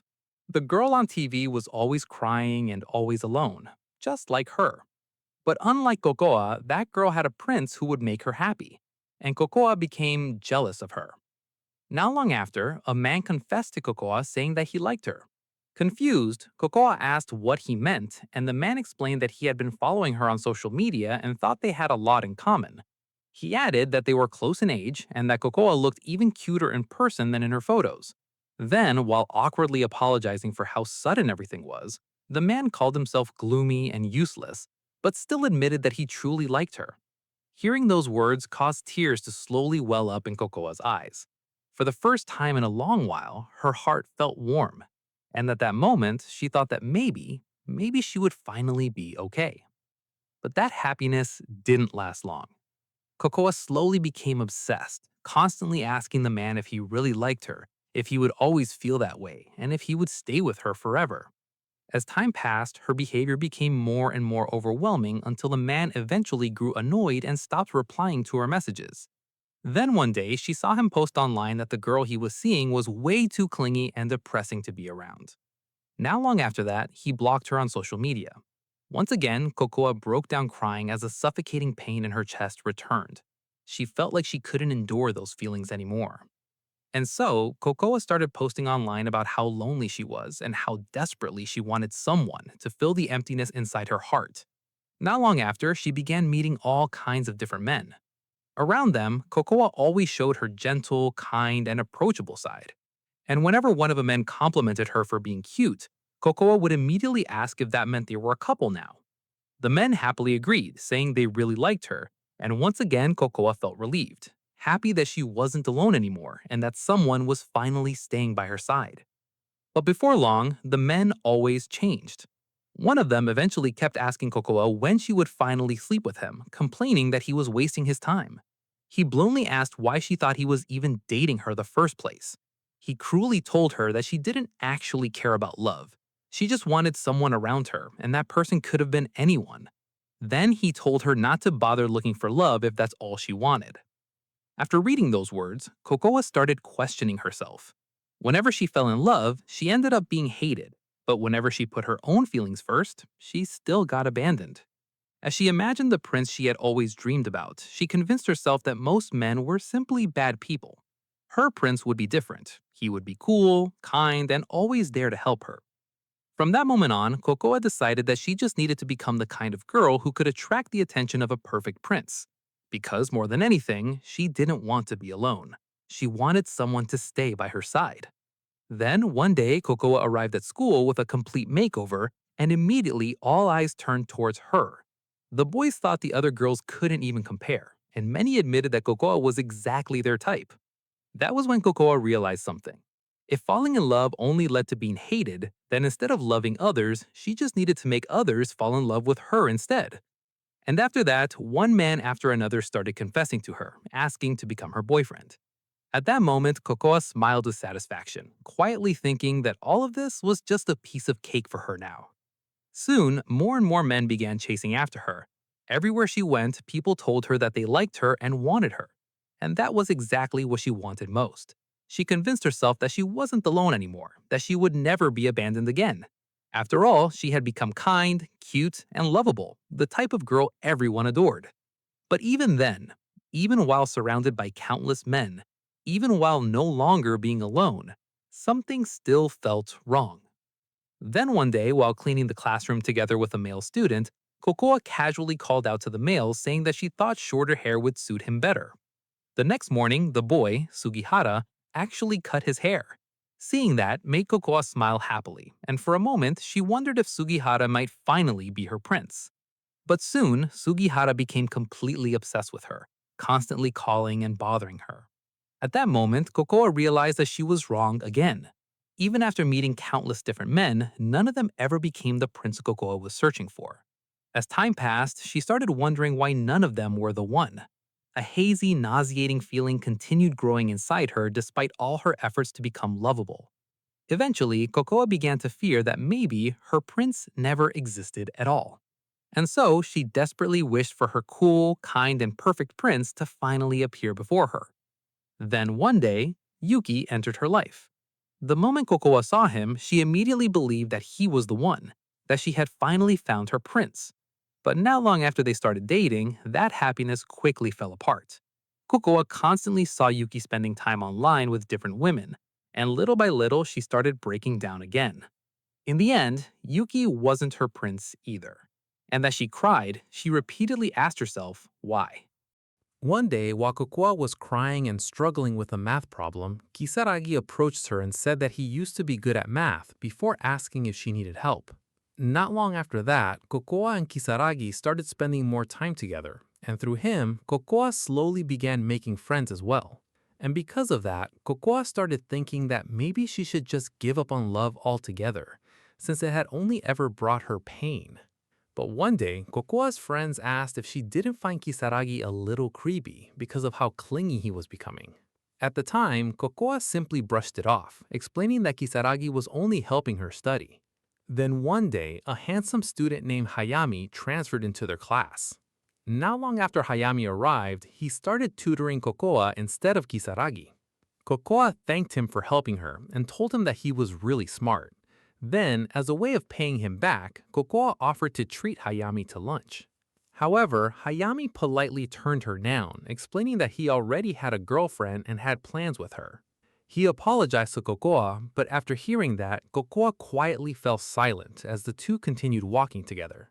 Meanwhile, behind them, Kisaragi silently followed from a distance. Then one day, Kisaragi finally confessed that he truly liked Kokoa, but Kokoa gently told him that she only wanted them to stay friends, asking if that alone wasn't enough. After staying silent for a moment, Kisaragi bitterly replied that Kokoa only cared about looks. Hearing those words made something inside Kokoa finally snap. At that moment, she told herself that she had enough of all of it, that everything about love was just painful. She tried convincing herself that she could live without being loved, that maybe simple friendships were enough. Friends who only talked about boring, everyday things. But deep down, she still questioned whether she could truly be happy living like that. Then one day, when Kokoa checked her phone again, she saw another photo of Yuki together with a different girl, and the moment she saw how happy they looked together, Kokoa completely broke down in tears. As she cried, she admitted to herself that maybe this was the only way she knew how to live. The only thing that could fill the emptiness inside her heart was the feeling of being wanted. Whenever someone told her they liked her, it made her feel like life was still worth living. And if someone truly fell in love with her, then maybe she would never be alone again. And so Kokoa desperately began craving more love. She wanted people to keep telling her how much they liked her. She wanted to be praised, hugged tightly, and begged to stay longer by her side. She wanted someone to think about her only. Soon, those desires grew even stronger. Kokoa wanted more affection, more kisses, more people obsessing over her, more company, more attention, more love. But no matter how much affection she received, it was never enough, because deep down, it still wasn't what she truly wanted. Then, as Kokoa looked at another picture of Yuki together with a different girl, she quietly begged for someone to save her. And at that exact moment, Suzuki appeared right in front of her. As Kokoa desperately cried in her heart for someone, anyone, to help her, she admitted that she didn't want to be alone anymore. Back in the present, Kokoa quietly walked alone when her phone suddenly buzzed with a notification. As she checked it, she saw another message from a man asking where she was and why she wasn't answering him. But Kokoa ignored the message. Instead, her eyes drifted toward another notification, a news report about Suzuki. The headline stated that the Tokyo defendant accused of dismembering a famous YouTuber had officially been sentenced to capital punishment. Sometime later, Kokoa was seen silently walking near the shore. The once cheerful girl who constantly sought attention from others now looked completely empty, as if every emotion inside her had already faded. The cold wind gently blew through her short hair as she quietly stared at the ocean, carrying the weight of everything that had happened. As Kokoa looked out towards the sea, she remembered Suzuki once talking about how maybe the two of them could go to Vietnam someday. He said that he had always dreamed about living near the ocean, and as those memories resurfaced, Kokoa slowly stepped into the water.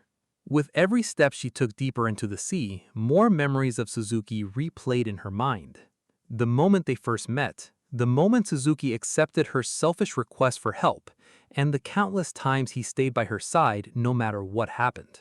Kokoa remembered that Suzuki was the only person who continued protecting her even while destroying himself in the process. And now, he was gone forever. As she stood there in the water, Kokoa remembered all the men she had met before, men who only cared about themselves and their own desires. Then she remembered Suzuki ready to kill himself after protecting her. And as all those memories came together, Kokoa finally realized something. Maybe Suzuki was the only person who ever truly saw her for who she really was. Standing alone in the sea, Kokoa softly called out Suzuki's name and quietly whispered that she would join him soon. But suddenly, in her mind, she imagined Suzuki turning back towards her and telling her that she would be fine, even if she ended up alone. The moment she remembered those words, tears slowly formed in Kokoa's eyes. Then suddenly, her phone started buzzing once again. As Kokoa looked at the screen, she saw that it was the same man from earlier sending another message saying that he only did all those things because he liked her. After reading those words, Kokoa silently cried to herself, and finally, she threw her phone into the sea. Then, little by little, Kokoa stepped back out of the water and returned to the shore, finally accepting the reality that she would never get the chance to live happily beside her prince. As her tears streamed down her face, Kokoa quietly admitted that this was her life now. And once again, she continued moving forward alone, left behind to live with the memories, the guilt, and the loneliness for the rest of her life. And in the end, the girl who feared being alone more than anything ended up alone and was forced to continue living in complete loneliness.